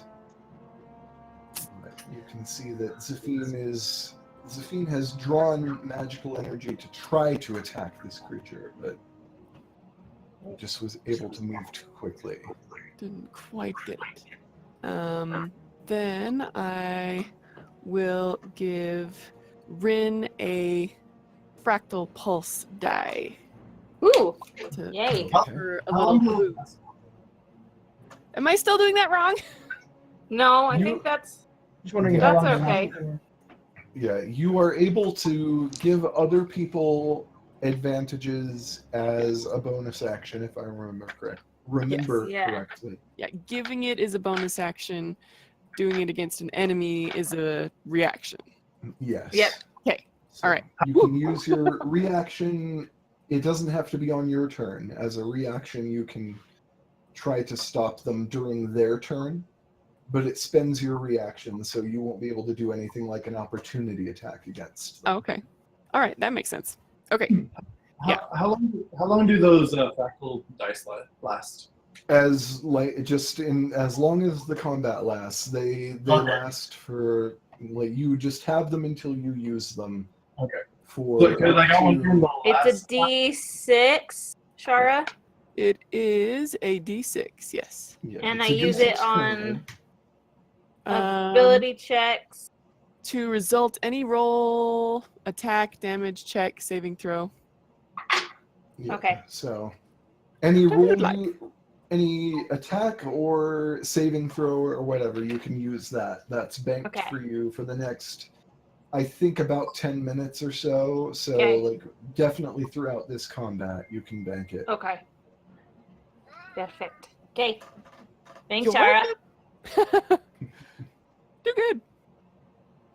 And Next up, it is Tamati's turn. Sweet. It's time to rage. We'll use the fire as a distraction to get. Never mind. Okay. Okay. So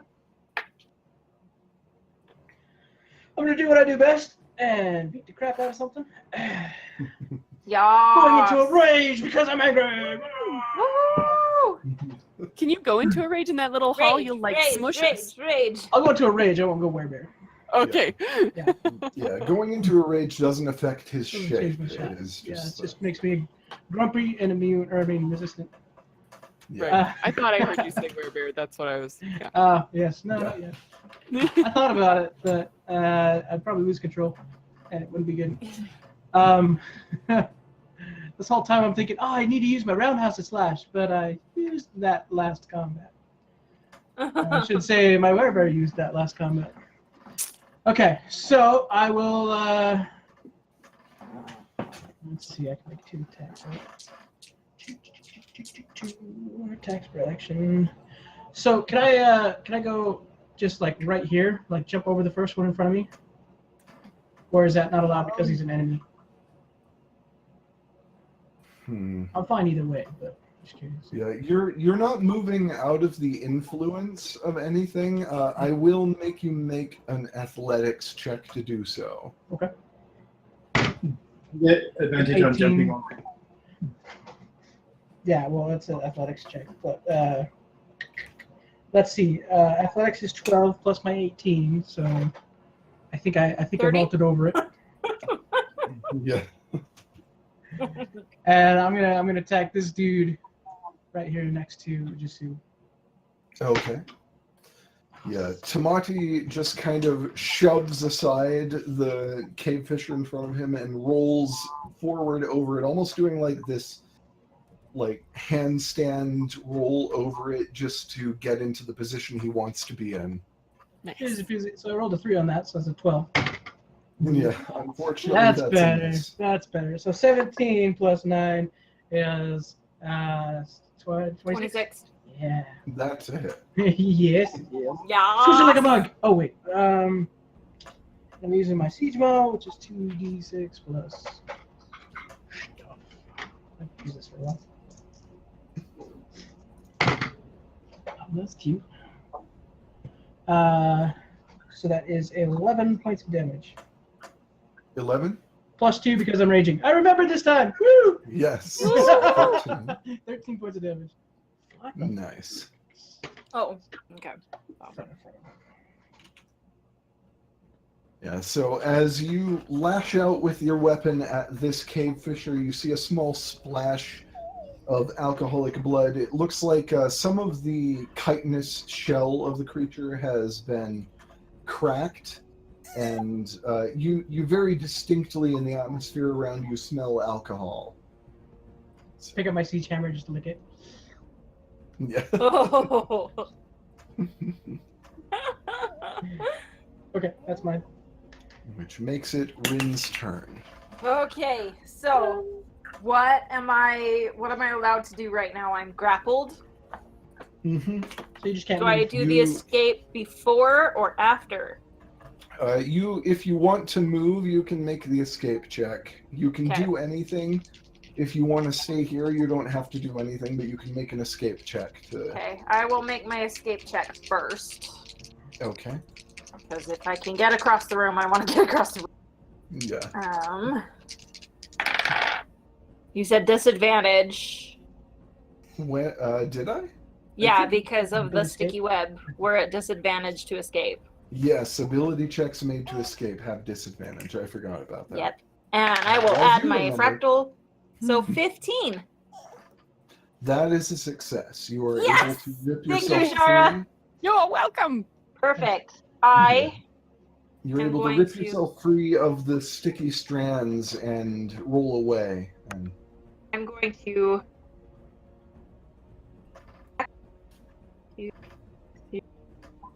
Or I'm going to go here. And on the way, I'm going to cast Prestidigitation and turn my eyes red and pull out my iris bow. Okay. Oh boy.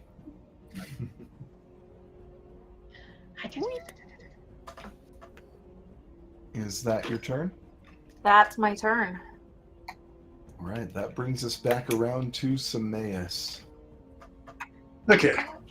Yeah, back to So he's going to move over here and attack this one. He's going to do sharpshooter, but spend a grade for Deadeye, so he'll get advantage.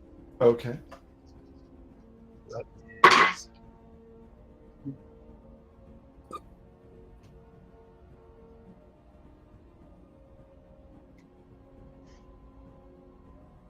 23 to hit. That's a hit.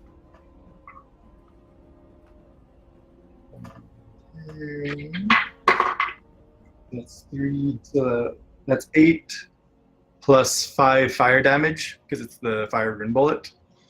Plus Okay. So total damage there.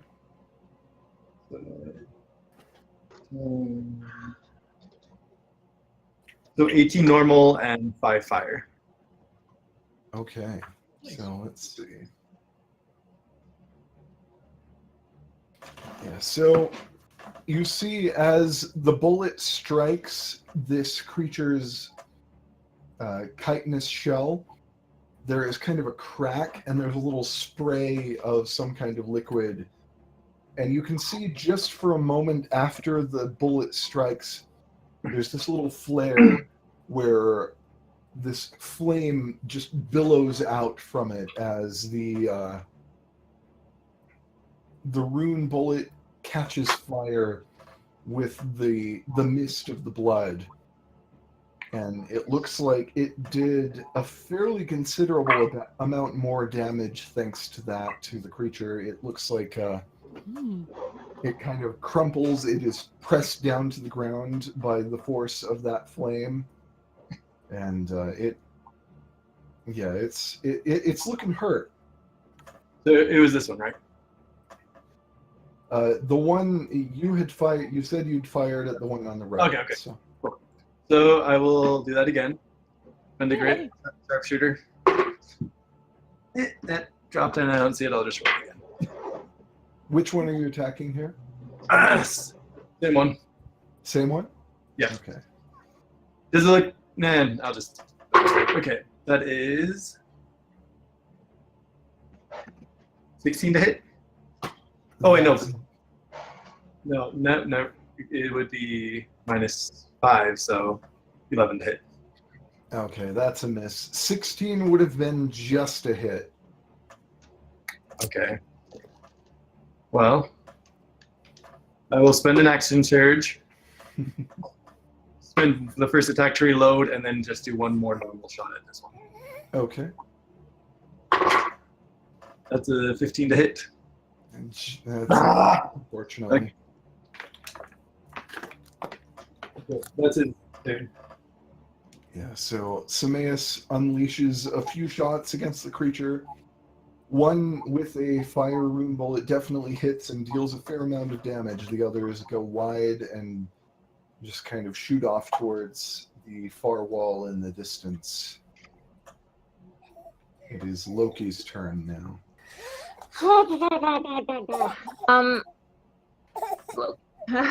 Furious. Okay, he's going to fly.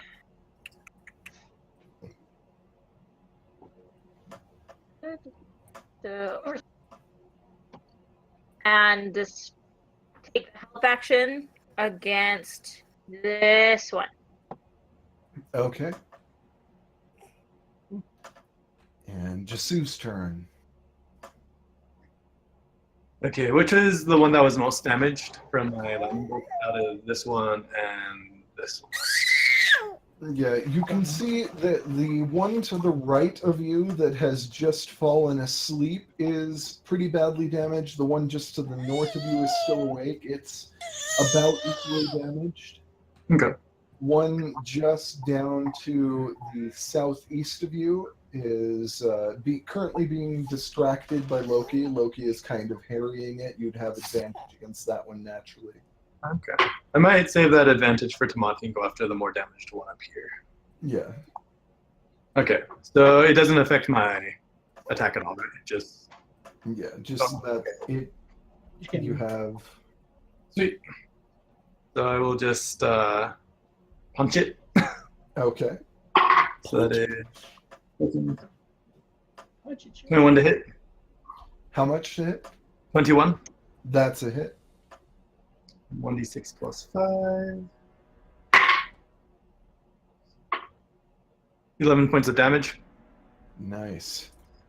So you land a very, very solid punch on its the sort of facial region of the creature as it is trying to snap at you with its claws. You can see where its eyes are, and you just reach out and land a palm strike between the eyes that you can see faintly glowing. You punch inward, and you see that that there's a small flash of like sort of this misty blood that splashes out. It's still standing, but it definitely looks very hurt. Since I'm grappled, I'm just headbutting it. Yeah. I'll go again. That is... Second attack is 19 to hit. That's also a hit. That is 4 plus 9 damage. Nice. So yeah, you can tell that this one up to the north of you, you deal another solid blow to it. You see another spray of alcoholic blood. You smell the alcohol in the air. And you can tell that this one, its chitinous armor is very badly cracked. The eyes are on different levels. It looks like it's been very badly damaged. This one isn't going to last very much longer. Bonus action attack. I'll headbutt it one more time. Yeah. 16 to hit. That's just a hit. Okay. 7 damage. Nice. So the one just north of you again? Yeah.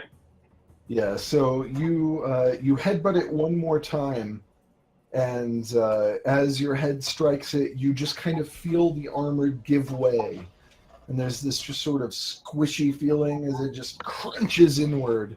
And there's another little puff of alcoholic smelling blood into the air. And it stops moving and slumps to the ground, motionless. And I drink the blood of my enemies. Is it an action to try and break out? Yes, you get the escape attempt. Oh, so it doesn't cost an action. It's just... Yeah, Okay. you get an escape attempt on your turn. At disadvantage? Is it plus anything or like a strength? Or... That should be acrobatics or athletics, acrobatics. whichever That's a you lot. prefer. So that's 4 plus 7. 11? That is a failure. You are still stuck. Okay. You're still bound by this sticky webbing that is just kind of binding your limbs close to you. You're really straining against it. You can feel that it is stretching. You can almost hear the little creaking of it stretching. But it is, it's just holding on tight enough that you weren't quite able to break the strands this time. Cool, that's my turn. All right. It is now the cave fisher's turn again. The one next to you that is asleep does nothing. It remains asleep. It just kind of is.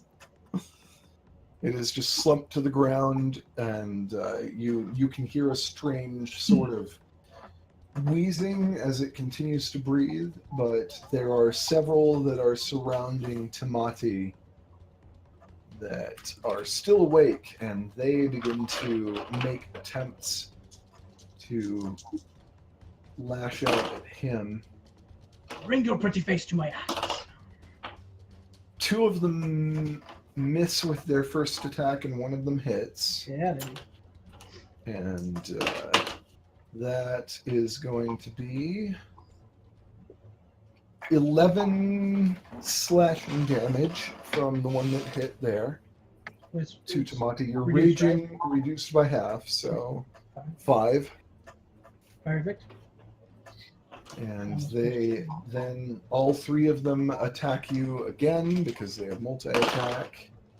One of them rolls a natural 1, another misses, and another one hits you definitely. That was a natural 19.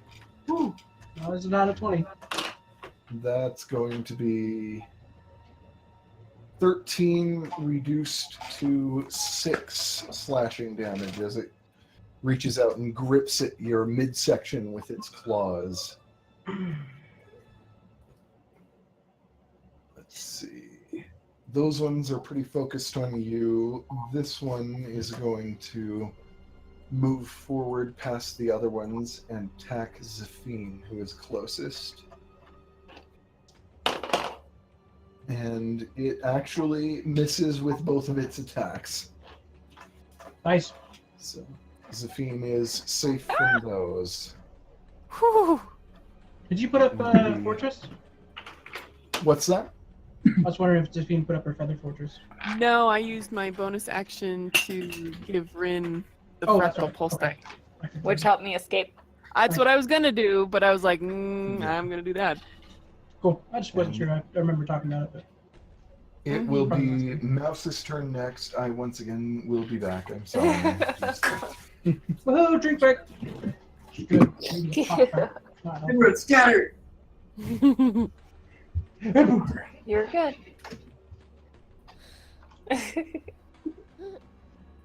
We're going to take a quick break. We'll see you in a few minutes. Hell, where's my sponsors? Yep. Bolts and Jolts Skin Repair. Our amazing sponsors at D&D Beyond. D&D Beyond. I think I'm the only one using it right now, so it's not technically a sponsor. Yeah. But they made some sweet changes, and I highly recommend it. They're great. Yeah. Is it free or is it like a... You can do a free version. Free Okay. version gives you a maximum of 5 characters, I think, that you can Okay. make Not and bad. whatever. Paid version gives you full access to all of the manuals and everything else. But if you build out your character and attach them to the Ruiko Hub one-shot, then since I have the DM level account with them, I have Uh-huh. shared content across the board. So all the monster manuals, all the player's handbook, everything's usually in there. That's cool. Oh, man. Plus, I can also create it so that way any of our homebrew stuff we can transfer across back and forth. Just like everything. Okay, I'm back. Sorry about that. That's all good. We were just talking about D&D Beyond. How far they've come. Yeah, like you can actually add custom feats right now. Like anytime you want, you're like, oh wait, I forgot about that feat. Click, create, modify, save. It's now in your list of actions. So Yeah. nice. That's cool. So nice. Cool. So, shameless plug. Not really sponsored. Yet. Okay. I'm sure they get like countless numbers of, can you sponsor my group? Yeah.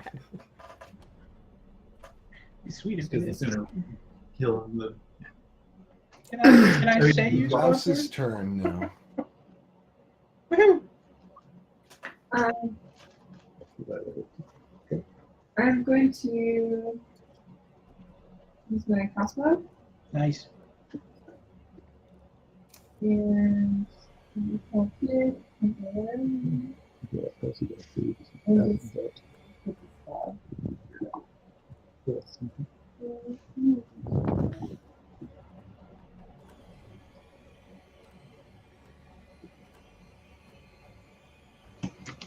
And can I get sneak attack since he's definitely sneaking?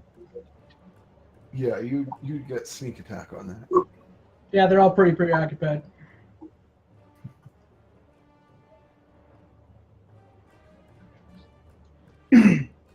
Does sneak attack give advantage, or is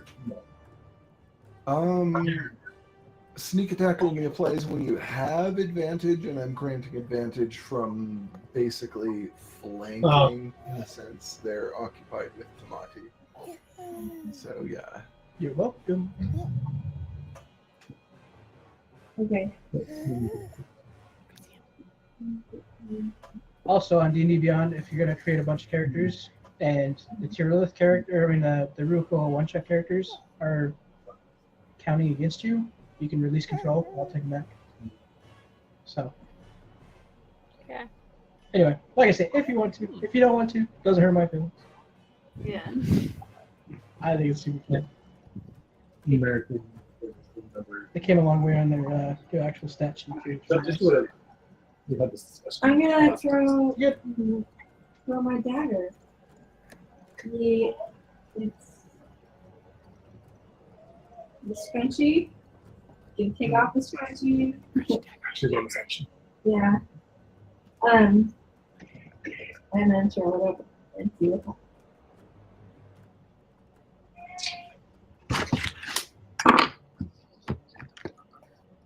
Can you hear me okay? Yeah. It kind of phases in out, but we got most of it. So. Yeah. Projection. So you're throwing your scrunchy dagger at this one here, correct? Straight up. Okay. Putting the dagger in the crossbow. Just kidding.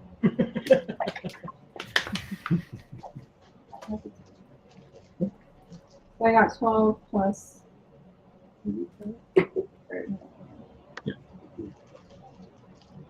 So 21. That's a hit.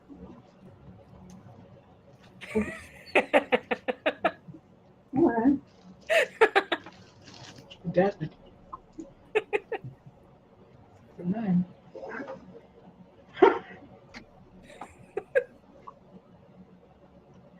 Oh man.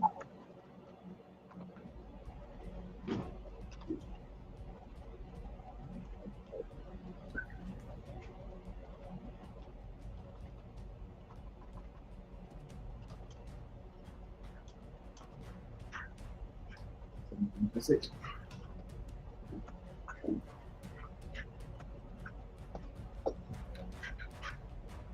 It's 25. 25 damage. Wow. Nice. Okay. Nice. Well, Most damage so far. that No, Now alas. that is a very solid hit. So Mouse shifts forward and she plucks the scrunchie from her hair. You see it transform into a dagger almost in the same moment that she throws it forward. And the dagger spins forward and lands just kind of neatly into one of the spider-like creature's eyes. And you see that it deals a very solid hit. And there's a small spurt of dark blood with the scent of alcohol once again. And it's a solid blow. And then she's gonna go back over here. Okay. maybe one more far back. All right. Let's see. Vindra's turn now. And Vindra is being careful about her spell usage, but she is going to...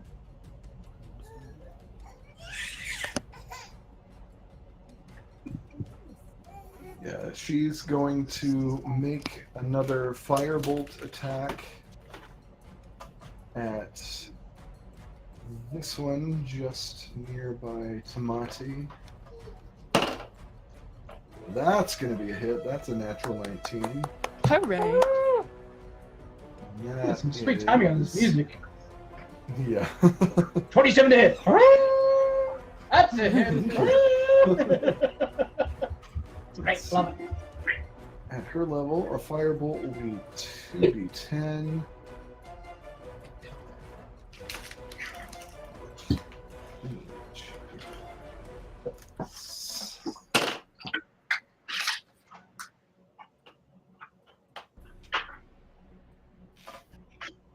Yeah, so this one that is just to the lower right of Tamati, she reaches out her hand, she makes some motions, and she pulls up some fire and shoots out this firebolt.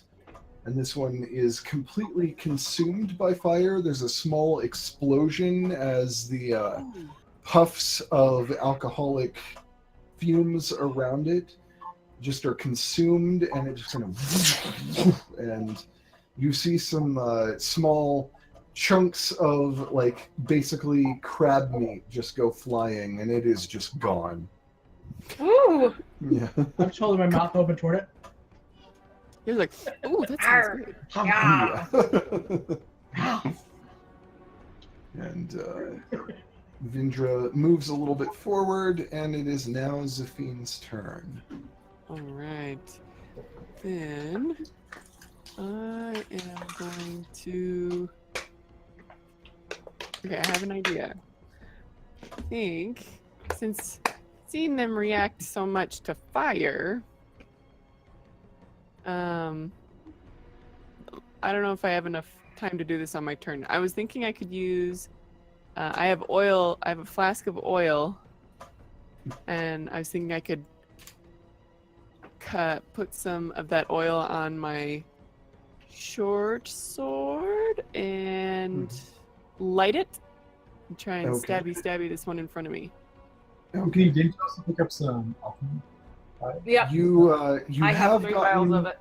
You have gotten the impression that fire seems to be more effective on them once they have been wounded, once there is sort of this alcoholic fumes around them from their blood.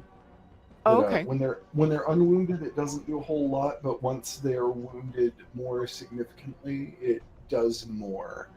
Okay. The one directly in front of you is completely unwounded at the moment. Nothing has touched it. So- Lovely. Okay. Well, then I will just attack it. I will just Okay. punch it. All Alright. right. So, 1, 3, 7. No, That's an E6. You should yeah, be that's rolling wrong. a D20. Sorry. you're That would have fine. been for damage. So that's 20 some. Which one? That's a hit. 21. All right. Now we roll for damage. Even better. 8. Nice. For the So first one. you lash out with a firm strike, and you feel a little bit of a crunch as you strike its armor. It still seems like it's pretty solid, but you've started the process of weakening its armor. Okay, coming for attack 2. Oh no. 5 plus 6 is only 11. So that's gonna be a That miss. is a miss, unfortunately. Uh-huh. Okay.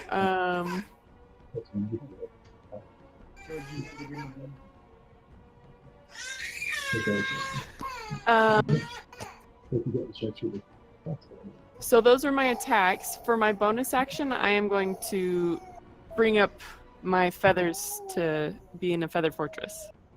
All right. And that'll be my will turn. Shift your AC to 18, if I remember correctly. Alright. Yep, I can do that. Very good, Matt. It's just So Zephyne kind of backs away slightly after dealing a blow to the creature, and you see these feathers stand up straight in this defensive stance that shifts Zephine's body into more of a protective stance that is able to guard her a little bit more. Mm-hmm. I am like heavy in R&D on how I can make that for cosplay. Yeah. Nice. I got some sweet wing tutorials on Pinterest. Just, you know. Yeah. Alright. Which will bring us to Tamati's turn. Roy! I'm gonna smash something! Okay. Yes! Yeah. Well, on the same one, just to the left of me there. The west. All right. First attack. That's a 6. 6 plus 9 is 15. That's unfortunately just a miss. That's a 12 plus a 9. That'll hit. 21. Nice. Yeah. That will hit. Yeah. Okay. Sorry. 16 D4. Get a 4 on each. 8 and 6 is 14 points of damage. 14? Yeah. Okay, so as you strike, Go with. you see that this one, just to your left, there's a mist and a scent of alcohol, a mist of sort of this murky thing and a scent of alcohol in the air as you have done enough damage to its armor that it is beginning to give off these alcoholic fumes. On this Bum, bum, bum. Just to the west of me. The one It's just to gonna- Tamati's left. The one that is asleep up to his upper left is also giving off the same fumes. Okay. The two between him and Zafine are still solid enough that you're not getting that from either of them. Okay. Sweet. Is there another one up here somewhere? 'Cause- Oh, it's working. I don't know why it's not letting me do it, but From where Rin is standing, you can really only see the two here between Tamati and Zafine. From the way that Tamati is moving, you assume there are a couple up there as well, but you can't I can- directly see them. I mean, I can kind of see them on the map, but Yeah, from where just you're a standing, little tiny bit of it. Yeah, from where you're standing, you see faint motion. You can't really tell, but you know there are at least a couple of things up there. Yeah. Oh, sorry. +2 to that. Stupid rage damage. That's right. Yeah, you have So rage good damage, last round, so- and I've dropped it again. Yeah. So that'd be 16. Yes, I've adjusted that. And that, unless you have anything else to do on your turn, I'm gonna take patient defense. No, I'm just kidding. yeah. No, I'm good. All right, that brings us to Rin's turn finally. Okay. I'm going to run up. I'm still on the roller. Hold on just a second. I'm gonna run up here Okay. and You will take one opportunity attack on the way there. Let's see. Oh, that's a hit ooh, okay. from that, because that's going to be. Let me see just how much. 20. Yeah, 20 to hit. So that'll Oh, be a okay. hit. Yep. And that deals. Yeah, a whole 7 slashing damage to you as you pass by. Okay. As one of the cave fishers lashes out with one of its claws and just kind of snips at your Okay. hip as you're passing Can I then react to that also? To taking the damage by. Sure. yeah, with my Heart of Ebony. Sure. Okay, so I will get 12 temporary HP, and my armor class goes up to 60. Okay. And then, from there, I'm going to use my action to pull out my longbow and shoot this one that's right here in front of. See. Okay. And my eyes are red now. Yes. Very important. Oh no. That's a 9. Total 9? Total 9. Ouch. Yeah, unfortunately that's a miss. That Roll the 4. shot there. There is a streak of fire as your shot blasts forth towards the wall, but it just goes too wide. It doesn't quite hit anything. Okay, then I'm gonna use my. Oh nope, can't do that. Don't have a spell slot. Just kidding. That's my turn then. All right. Which, Just really quick, when he sees the fire arrow, Jesse thinks, my idea. yeah, Yep. Yep. I'm so smart. yeah. Which now makes it Semaeus' turn.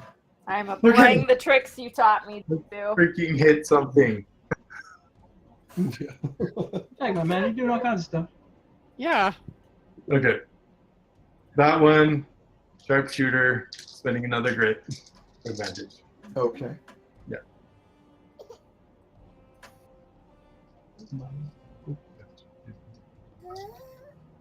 Okay, that is 18 plus, I think 9 to hit. That will hit. Yeah. And damage 1d10. That's 8.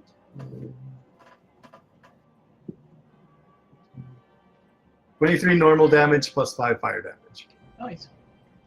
Nice. So 23 normal damage? Yeah. It was 8 plus 5, so 13 plus 5. Yeah. 23 normal plus 5. Okay. And that's a fire rune shot, so it deals the extra fire damage. So Sameas reaches out with the pepper box, takes aim, and fires off a shot. There's a small burst of fire from the barrel of the gun as it blasts forth. And this bullet just nails the cave fisher straight in its thorax, and it digs in. You see the small burst of alcoholic mist that goes into the air, and then you see this just kind of flame flash that bursts outward, and the whole thing, there's another burst as just chunks of crab-smelling meat go flying everywhere Woo! throughout the room. Ooh, I get a grit back. Yay. Crab bake. Yeah. As just like, it smells like crab cooked in wine in here from all the... I came back as a bean. I smell a new recipe. Yep. Has this one been damaged or no? It's been very slightly damaged. It's doing pretty okay. Okay, well, I'm going to spend a grit again since I got it back. Same thing, sharpshooter with what's it called? Yeah, the thing plus sharpshooter plus He's gonna do the thing. Okay, 13 minus 15 minus 5, 11. That's what you go ready for. 16. Okay. That's just a hit. Okay. And that's screwed. It just costs $100 gold per batch for these. Yeah. When it misses, it's just like. Okay. 1d10, that's only 4, so 14. 14 normal plus 5 fire damage. Okay, let me see. 19 altogether. All right.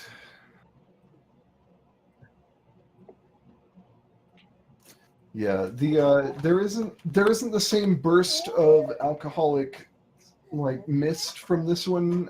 There's a small puff of fire, but not quite enough to catch flame the way that the last one did.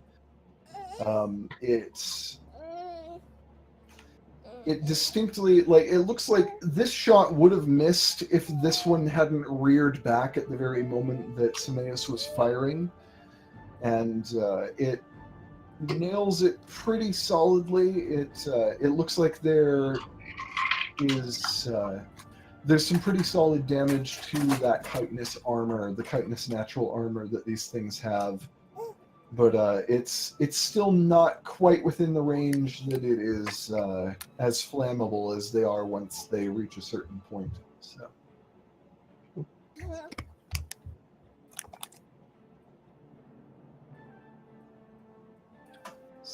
if that is Sameas' turn, that will bring us to Loki's turn. He's gonna take the help action again on this one. All right.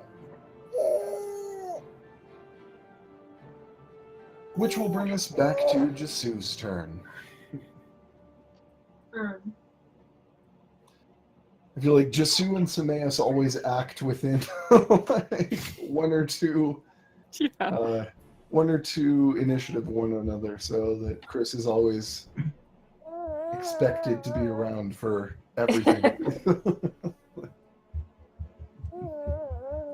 You go. Good job. You go again. Yep. So I was just trying to leave. Okay. Kinda. Okay, I'm going to first try and break free of this. Ooh, an 18 and a 16. That's good. Nice. So you hear this sort of wet tearing sound as you're able to just break free. There's still some strands of this like oily, sticky stuff on your wrist, but you're able to break free of it and you're able to move freely. So Okay, as a bonus action, I am going to cast Hex on this guy. okay. And yeah, attack. Okay. Cool. So I'm going to my first attack is 18 plus 8, so that hits. Yes, that does. Okay, so that's a 1d6. Oh shoot. I forgot to mention I wanted to do my thunder. Oh well. Yeah. I'll just do it next hit. That's 1d6 plus 1d6 necrotic.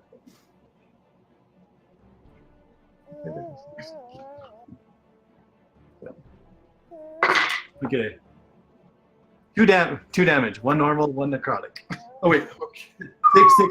Six normal, one necrotic. Okay. Yeah, I was gonna say I don't think you can do that little, but 7.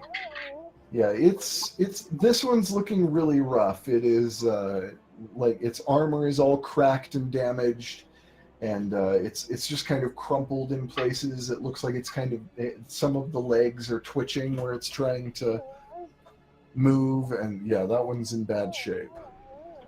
Well, I'm going to do it again, but this time with thunder damage because I always forget that. Yeah, against the same one. Yeah, Okay, that is a 13 plus 8. that's a hit. No, hit. D6, D6, D4. So that is 11 normal damage, 6 necrotic, and 3 thunder for a total of 28. Nice. So yeah, Jisu's first hit kind of, you see like the armor on this thing crumple a little more. There's another mist of alcoholic scent out into the room, and it looks like some of its legs are twitching. And the next blow, you just strike it deep.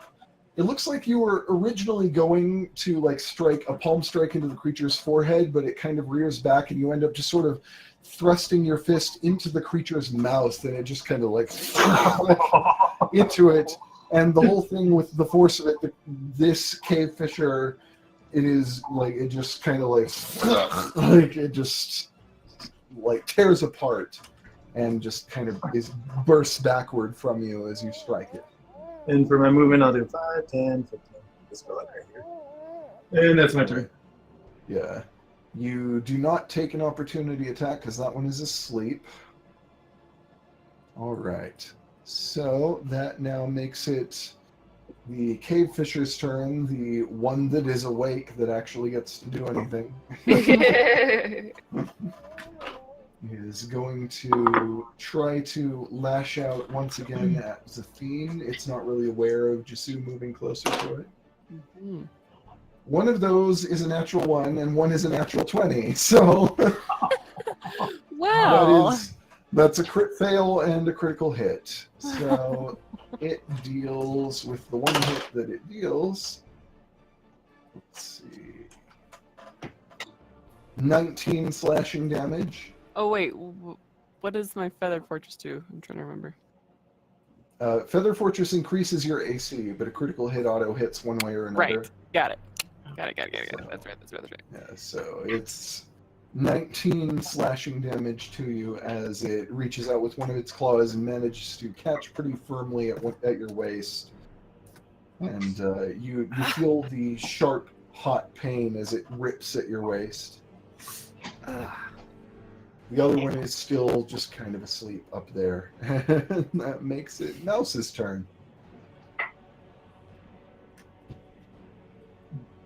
Can we do the same thing we did last time? But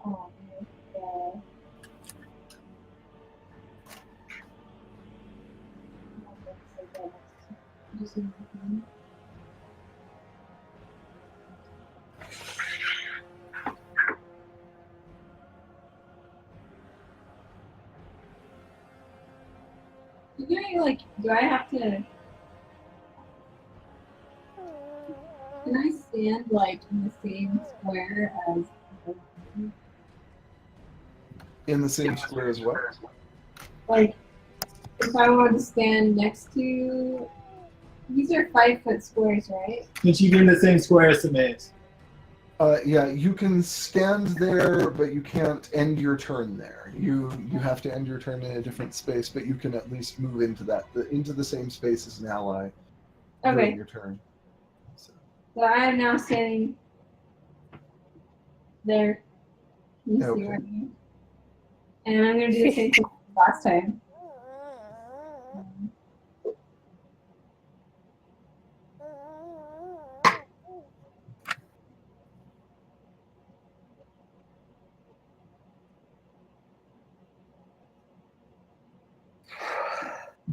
Oh, 1d4 plus 6. no, I need to roll. No, you can- I'll do something like that.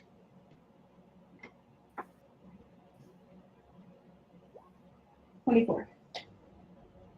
Nice. You're attacking right now? Yeah. Yep.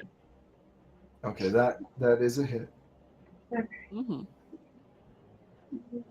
I assume you're attacking the only conscious one right here. Yeah, that would be people. Yeah.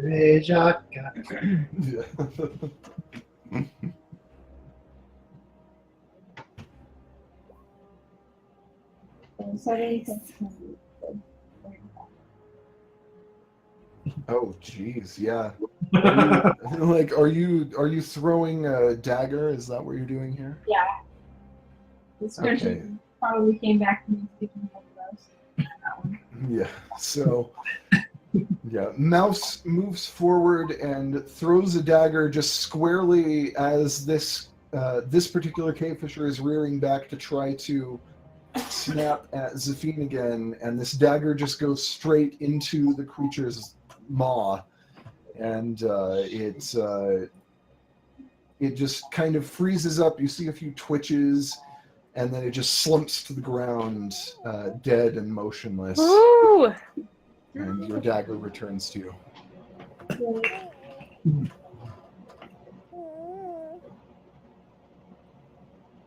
That's the last one. Only leaves this sleep one.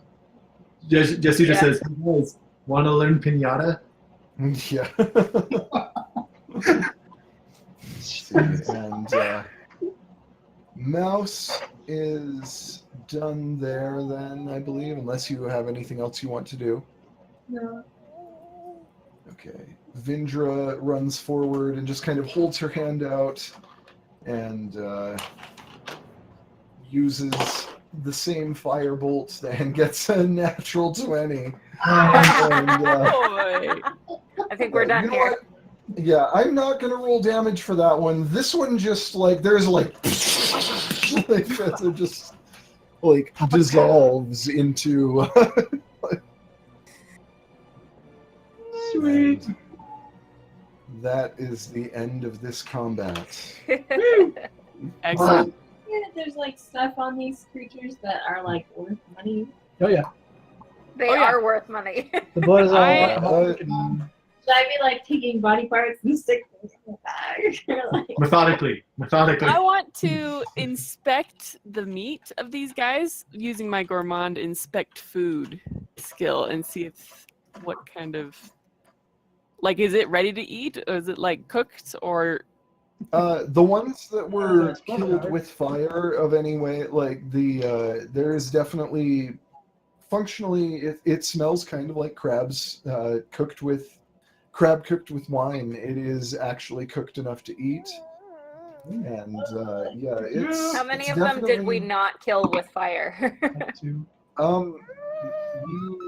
The ones that were killed with fire basically popped and are no longer. There are only 2 that were not killed with fire, so.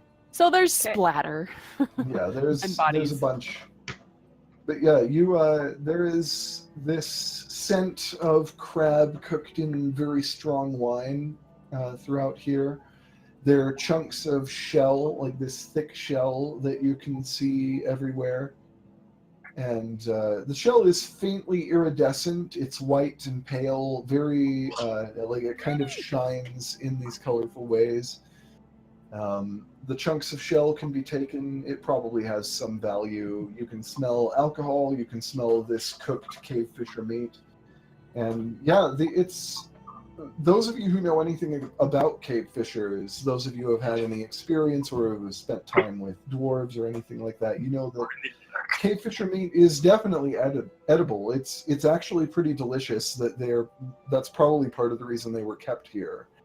Is that they could be harvested, they could be bled for alcohol, they could be slaughtered for meat, they could be harvested in any number of ways. That the very sticky filaments could be harvested and woven into rope that is very thin and tough and very nearly invisible. And there's like strands of their filaments all over the room right now that could be harvested. What was that invisible thing again? The silk. Yeah, The silk can be woven. Their web can be woven into rope that is very, very thin, very tough, and nearly invisible. So that's cool. Loot the room! Garrison and loot the bodies. Yeah. While picking little pieces of crab meat along my oh, so good. Yeah. We do good work. Yeah. Okay, I have to go back and check the details of my... Jesse's going to use prestidigitation because he had butted and punched and kicked them, so he's very good. Yeah. I'm going to take my temporary HP off because it probably will wear off soon. Yeah. So, All told, for your record, Tamati, I'm at 43. All told, between all of you, you are able to harvest enough filament that you're not quite sure how much length of rope you'd be able to make out of this, but you're able to harvest about probably 50 pounds of this rope filament, like this ropey, silky filament.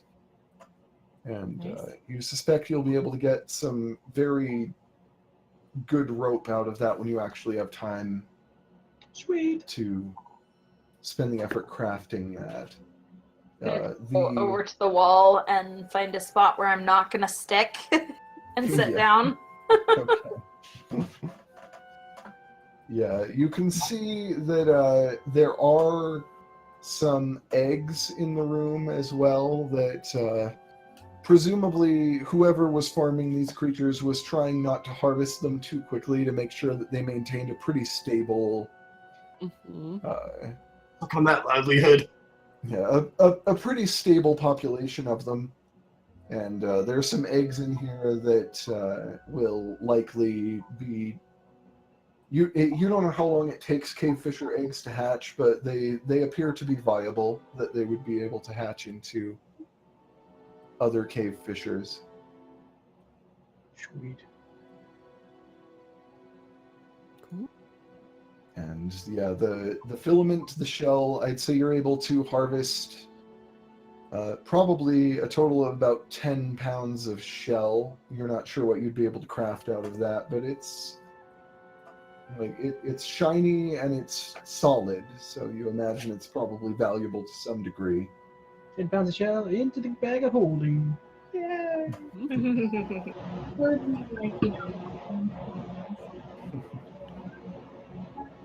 Well, You can mash them all into a bag and then put that bag in a Stuff in my bag of holding gets all gooey. I'm gonna be upset. We'll make Samaya's clean it next time we shove them in. Yeah. Okay. So I know we had kind of a late start tonight, so it's up to you guys if you want to keep going or if you want to stop here. down to keep going a bit. I kind of want to keep going, yeah. Yeah, keep going for a bit. Yeah. Can we do another short rest? Yeah, please. Yeah, it's up to you. Jesse goes into a corner and just kind of sits down, does prestidigitation, kind of makes a fire, and kind of like is relaxing, eating some crab. Okay. Yes. I'm gonna let my eyes go back to their gold color. Yeah. I'm gonna let my rage drop. Yeah. Oh, so it sounded like Roundhouse comes back after a short rest. Not that makes a difference, but I was like, Yeah. yay! Makes me happy. Yeah, looking around the room, there are probably maybe 10 to 12 eggs in here that could hatch into cave fissures later on. Do we want to take those? Just in case? Sure. But they can't go in the bag of holding, right? Thank you. They're eggs, so they're probably sealed already. Yeah, you could put them into the bag of holding. There's nothing that would Okay. damage them there. None. So, Yet. yeah.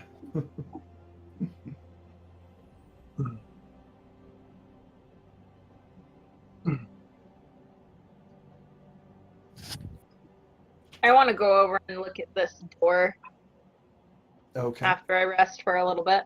I want to go to. I can see 120 feet perfectly in the dark. Yeah. Yeah. Yeah, it's another heavy stone door. This one looks like it has been used much more frequently than the one that you came in through. Oh, so here's there a is- question. Yes. Zafine, since she has this fractal origin now, she has blind sight for 60 feet. So could I technically have been able to sense the cave fissures through the door? You probably could sense some motion. You wouldn't really be able to tell what it was, but you What could it was, sense but there would have been living things on the other side. Yeah, you could tell that there was some kind of motion on the other side that belonged to something living. That's about Right. all you'd probably be able to. Well, then I'll go walk up to this door and see if I can notice anything like that on the other side of this Okay. door. Yeah, you don't feel the same kind of vibrations. There are some very faint vibrations, but you feel like they are just sort of natural seismic activity, not that you're picking up any real motion on the other side of the door, that it's just there's probably nothing living through there. Okay. Well, it seems pretty quiet on the other side of this door.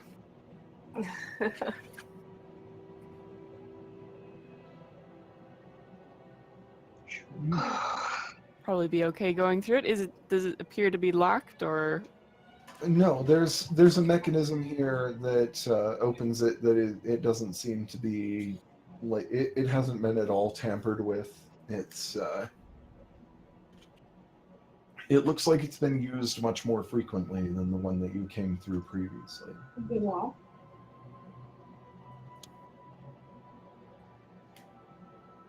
We did get our short rest, right? Yeah. Did anybody use hit dice? Just call out your hit points. I'm at 96 HP right now. Yeah. Hey, Rin, let me heal you for some. Okay. How much? Okay. How much do you need? Well, I have lost. Let me do my math here real quick. Mathing. I've lost 25 total. Well, let me bring you back up.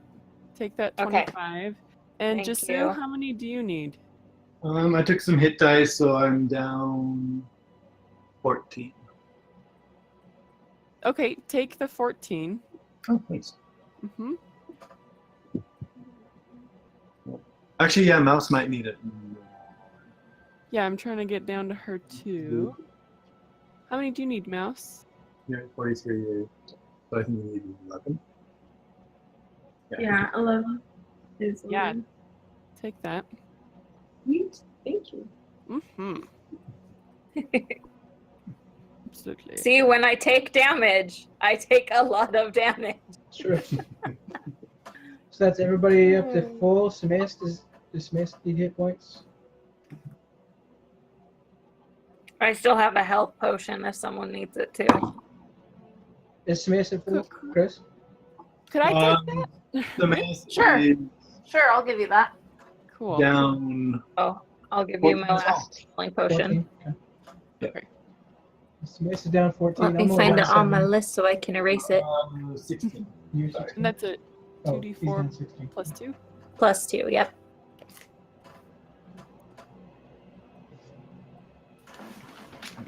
And yep, Cool. So Rin, Mouse. Thank you. you're welcome.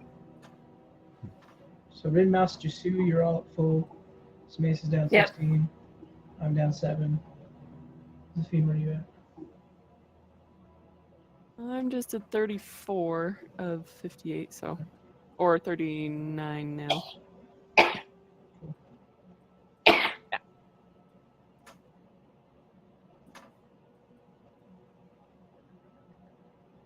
I do have another one of those elixirs. The health potions, if you want it. Ouch. I actually think I'll take a couple. I'll use the rest of my hit dice. I'll do that Okay. instead.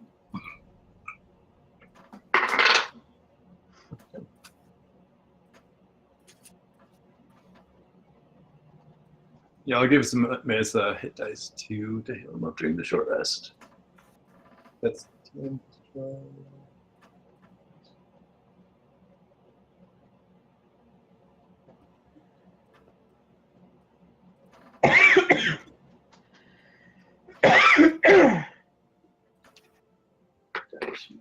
Four.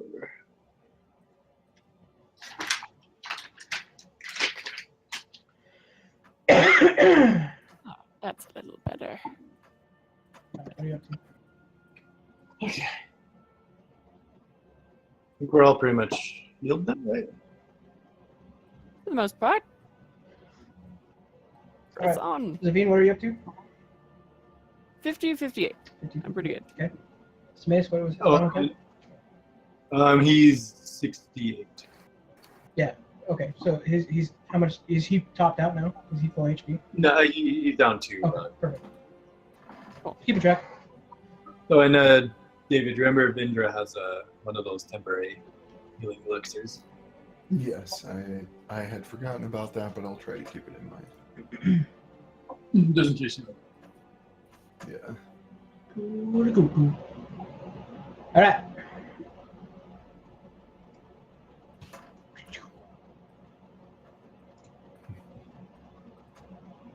Are we open So this? this door definitely looks like it's been used more frequently. The mechanisms nearby that activate it, the button that activates it, it looks like it has been pressed fairly frequently. The door's been opened fairly frequently. Whoever tended to these cave fissures in here had come through here, opened and closed it pretty frequently.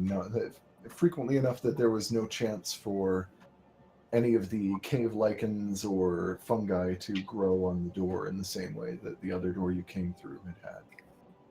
Sweet. All right. Am I pushing the button? Push it a bit and I pushed the button. All right. So you push the button and the door almost completely silently, almost unnervingly so, slides upward into the ceiling. And beyond, you see this massive chamber, this very huge chamber lined with bookshelves and with that sort of thing. And you pass through, and things seem pretty quiet in here. It just looks like there are shelves full of books. But there is, I will say for Jasu, there is a very distinct sense of dread as you walk in here. Your stomach kind of drops as you see that there is this dark, glassy substance that seems to be coating some of the walls. And it just, you're not quite sure you recognize it, but it feels familiar to you in a way that makes you horrified. Make a history check with advantage just to see if you can quite place what this is.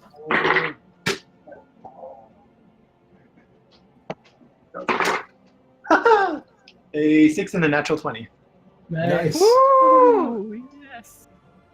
Yeah. So this you kind of search through your mind for a moment before you place what this reminds you of, and there's even more dread as you land on what it is.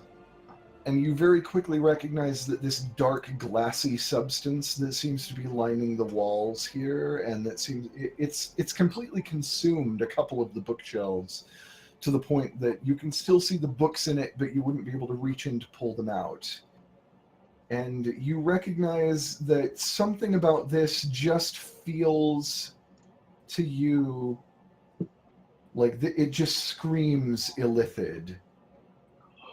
It just speaks Mind Flayer to you. Like there is something dark and twisted about it that reminds you of the Mind Flayers you've seen, of the structures that you know that they use, the way that they operate.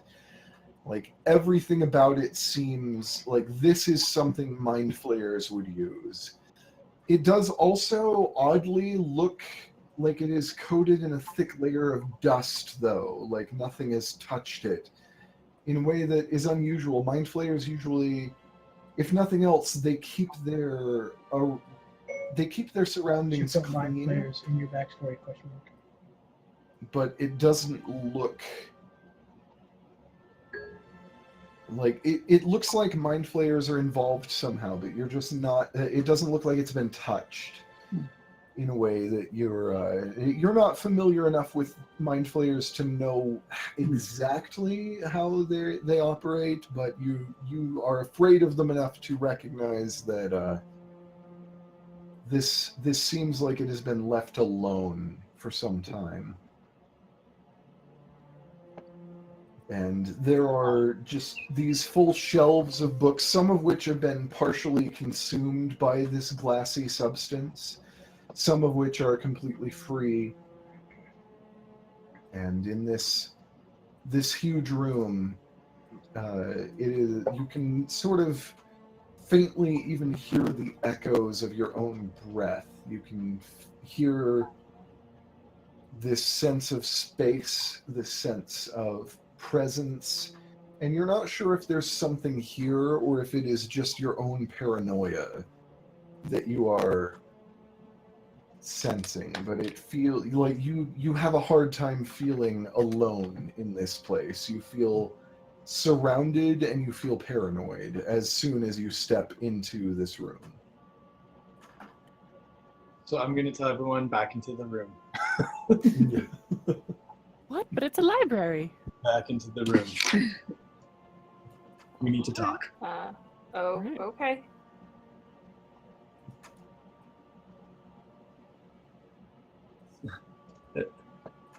I tell Sinez to kind of like keep like an eye at the door with his gun ready. Okay. And I kind of just relate to all of them, like what you told me, kind of thing. Mm-hmm. And like his face just looks like horrified and scared. Do you shut the door behind you as you come back in here? Should we? I figure we're right next to the button, right? Yeah. Yeah, you're right next to the button. So I mean, we told Simis to keep kind of like guard eyes, but I mean, I figure like if something comes, we could close the door. I don't know. What do you guys think?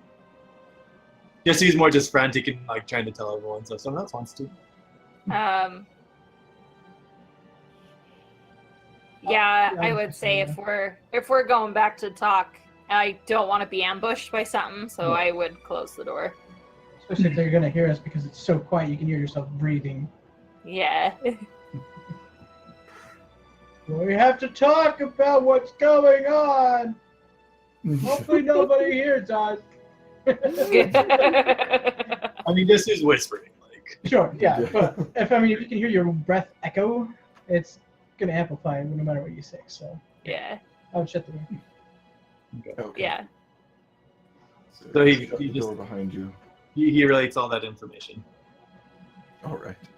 Stupid. Would I have studied illithid while I was traveling with Jamie? Almost certainly not. No. Okay. Like, I mean, you could roll a history check to see if you do, but Okay. if you I know will do that. anything about them. But I'm gonna say not because I got I got an 8. yeah. So that's interesting, Zisu. I don't sense anything in the room beyond. Alive, anyway. I Around or don't anything? know. I've only seen it once or twice. Just something's not panning out right. And screaming illithid, but it's super messy, so I don't know what this is. You just have And to by know. the way, Chris, like I was planning this whole thing before you said anything about your backstory involving illithids, and then when you did, I was just like, "Oh, that's Yeah. interesting." Like, I was just listening to the Critical Role, and I was just like, that sounds okay. Yeah, illithid are horrifying. Cool. yeah. Guessing someone got murdered when he was a little kid. Yeah, it's just funny because I was like, oh, this is gonna seem so convenient now. I was thinking there's going to be a role for something if one comes up. That's Yeah. crazy that you planned it like that hard. So That sucks. just so you guys know, one of the most dangerous things I've seen and read about. They'll, I don't know what it is, but they attack your mind and then they literally will eat you. Fantastic. Well, that is inconvenient because that seems like the only way out, or way forward anyway. Spiders with worse than empathy today. So this is something's weird, but just be on high alert. Maybe you could cast silence so that our breath and other noises of movement don't broadcast our signal any more than they need to. Wouldn't be a bad idea. Or pass without trace be better. Yeah, whichever is more effective. You would know. Okay, cool. We'll do it. Chris, is it one or the other for you? What? Silence or pass without trace? I mean, I can do both, but it will leave me with one key. Okay, well, I can cast silence. Oh, cool. Oh, teamwork. Sweet. Woohoo! I can cast thaumaturgy and make myself louder. Silence bubble. Let's not do that this time. Let's not do that this time. But also, I would use Jesse thaumaturgy and open all the windows. would Jetsu know that they can like psychically sense you? What's that? Would Jetsu know that they can like psychically sense people? Make a history check just to see how much you know about mind flayers exactly. That's a 2. Yeah, you'd. They're scary. 4 altogether. I think that's a great idea. Let's do it. Yeah, I'd say you you'd very faintly heard some stories about Okay, I illithids like other than just seeing them. You people were scared of them in the Underdark when you were just a child and you don't remember it very clearly, but you do distinctly remember this kind of atmosphere of dread around them, like they were the ghost stories that people told you about when you were growing up. And you don't really remember any of the details about it other than the fact that you very distinctly and clearly remember what you saw when you Okay, were cool. a child. Yep, I'll spend 2 key and pass without a trace. Okay. All right. That would be the logical thing. Yeah. So, just to clarify, I couldn't use locate creature based on Jasu's description, correct? Let's see. I think Tamati has detect good and mind flare, right?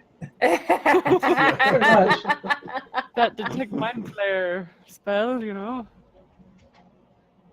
The spell Ex Machina. The creature has to be familiar to you for you to be able to use locate creature, and All right. you've heard a little bit, but it's not familiar to you. You don't. Okay. All right. Sounds good. I just wanted to clarify. Yeah, they sound pretty evil to me. So are we doing this, or are we moving forward? Yeah, I'm going to put up my feathers into the defensive stance now that we're on alert. So I did do pass without a trace. So Yes. if we're gonna stop. All right. Team huddle, quiet. Oh, did I? And I cast silence. So for that, do we have to roll stealth or no? Roll stealth is plus. You just have roll to stealth watch when you over. make a stealth check, but pass Oh, without so trace what I know- Open. Okay. And we're gonna try to see. What's What? that? Oh, I'm just guessing that the door made a lot of noise. You have to. Well, Yes, once it we is. go up to it, it's going to be in our silence bubble. Okay. Yeah, like Yeah, and it was casting under- pass without trace, you don't make any rolls, but if you make stealth rolls after you've cast it, then it gives you a bonus on them. But So do we even need pass without a trace, or? it's up to you. Well, silence doesn't keep us from being seen. So we do want to roll stealth. Cool. Cool. So we want stealth, right? It might help us. He's here. Especially Mr. Like, Clanky Pants right here. Oh my gosh, the man's gonna roll without disadvantage. Yay! Yes! There is a god in this multiverse. So everyone roll stealth. Yeah, everyone roll stealth as a group, with pass without trace giving you Plus plus 10, I believe, to all of you. And advantage from silence. Yeah. Okay. Is that a yes on advantage from silence? Yeah, sure. Yeah. Well, when BSing comes in. Oh, yeah.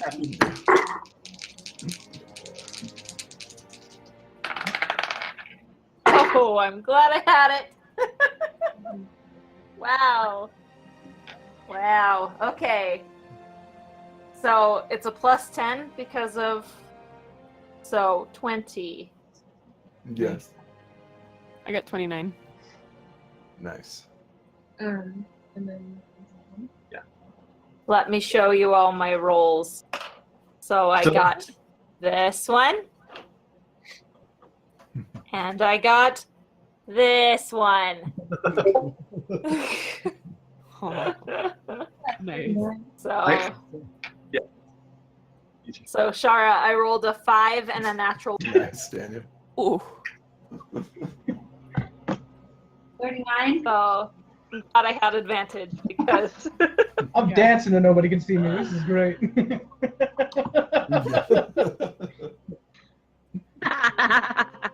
Yeah. So Samantha got 18. Nice. Jesu got 33. Yeah. And Mouse. Oh. 39. Oh, dang it. I didn't roll. I didn't roll for Loki. I think I'm just gonna have Loki on my Just you shoulder. beat me by Yeah. one. Actually, so I'm not gonna. I am lucky we have advantage because I tripped and fall on my face. Yeah. You know what Mouse got? What was that? Mouse Oh, got jeez. 39. Nice. Holy crap. Yeah. Mouse just sneaks Mouse through. too. Yeah. Mouse is just invisible, practically. Yeah. As all of you move forward, there is you move forward in silence, reopening the door into the dark library room. The only one of you that makes any sound at all is Semaeus, and it's a very, very faint clicking. It's pretty quiet, especially by Semaeus's standards. And Are there any of the library books that aren't coated in that weird glass? oh yeah, there are lots of shelves that are not like engulfed. You kind of just, because I mean this is like the Underdark, and he's kind of curious. Could he just kind of like glimpse, or would he have to like be close? Yeah, I mean you can make a perception check. It's 19 plus 7. Nice. 26. Yeah. So as you're passing through the room, you can tell that a lot of these books appear to be very, very old editions, likely thousands of years old. The Shattered Archive was a very old library, and the conditions in here have been actually pretty ideal for preserving these things. Most of the books are intact, and a lot of them appear to be books that survived into the modern era anyway, but these editions are probably quite valuable. What you can see just glancing over it quickly as you move through here quietly, you're sure there are probably valuable volumes in the shelves, but you wouldn't be able to pick them out at just a glance. You'd have to spend more time really looking through them.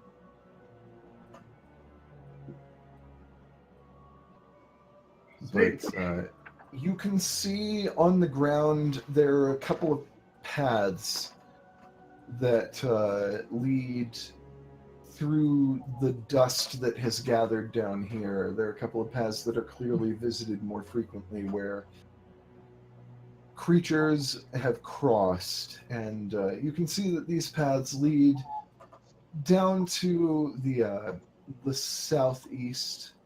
In particular, there is a path that looks very lightly walked, leading directly to the east.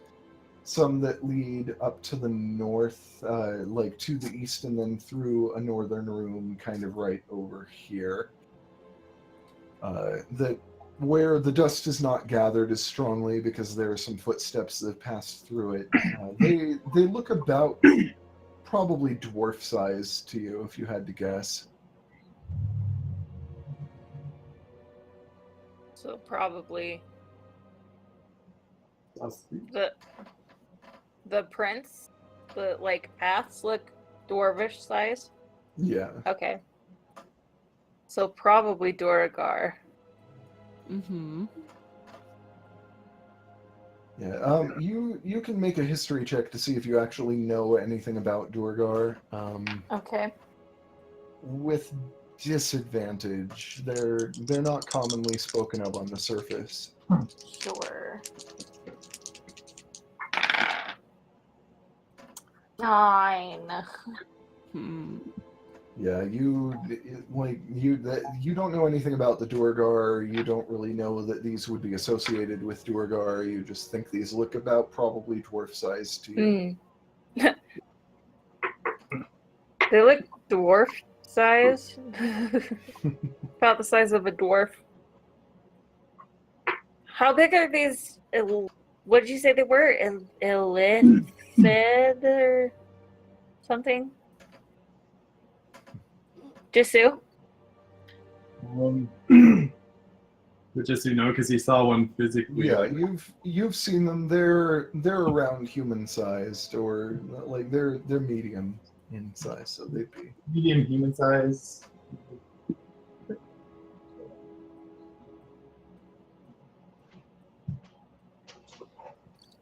He responds through message. Mentally. Well, that's right, because we're silenced. Yeah. And although I would like to continue, we're coming up on midnight. It might be Probably a place to stop. Yeah. might be wise for us to stop for the night here. Yeah. Oh man. I want to play forever. Okay.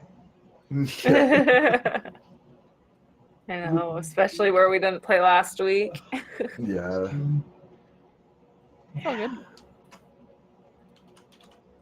But yeah, Chris, as soon as you were like saying that, like, oh yeah, I have some history with Illithids, I was just like, oh, that's interesting. Oh, Because you're about to have some more.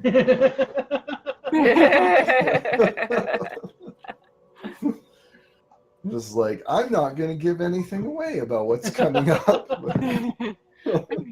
Good secret keeper.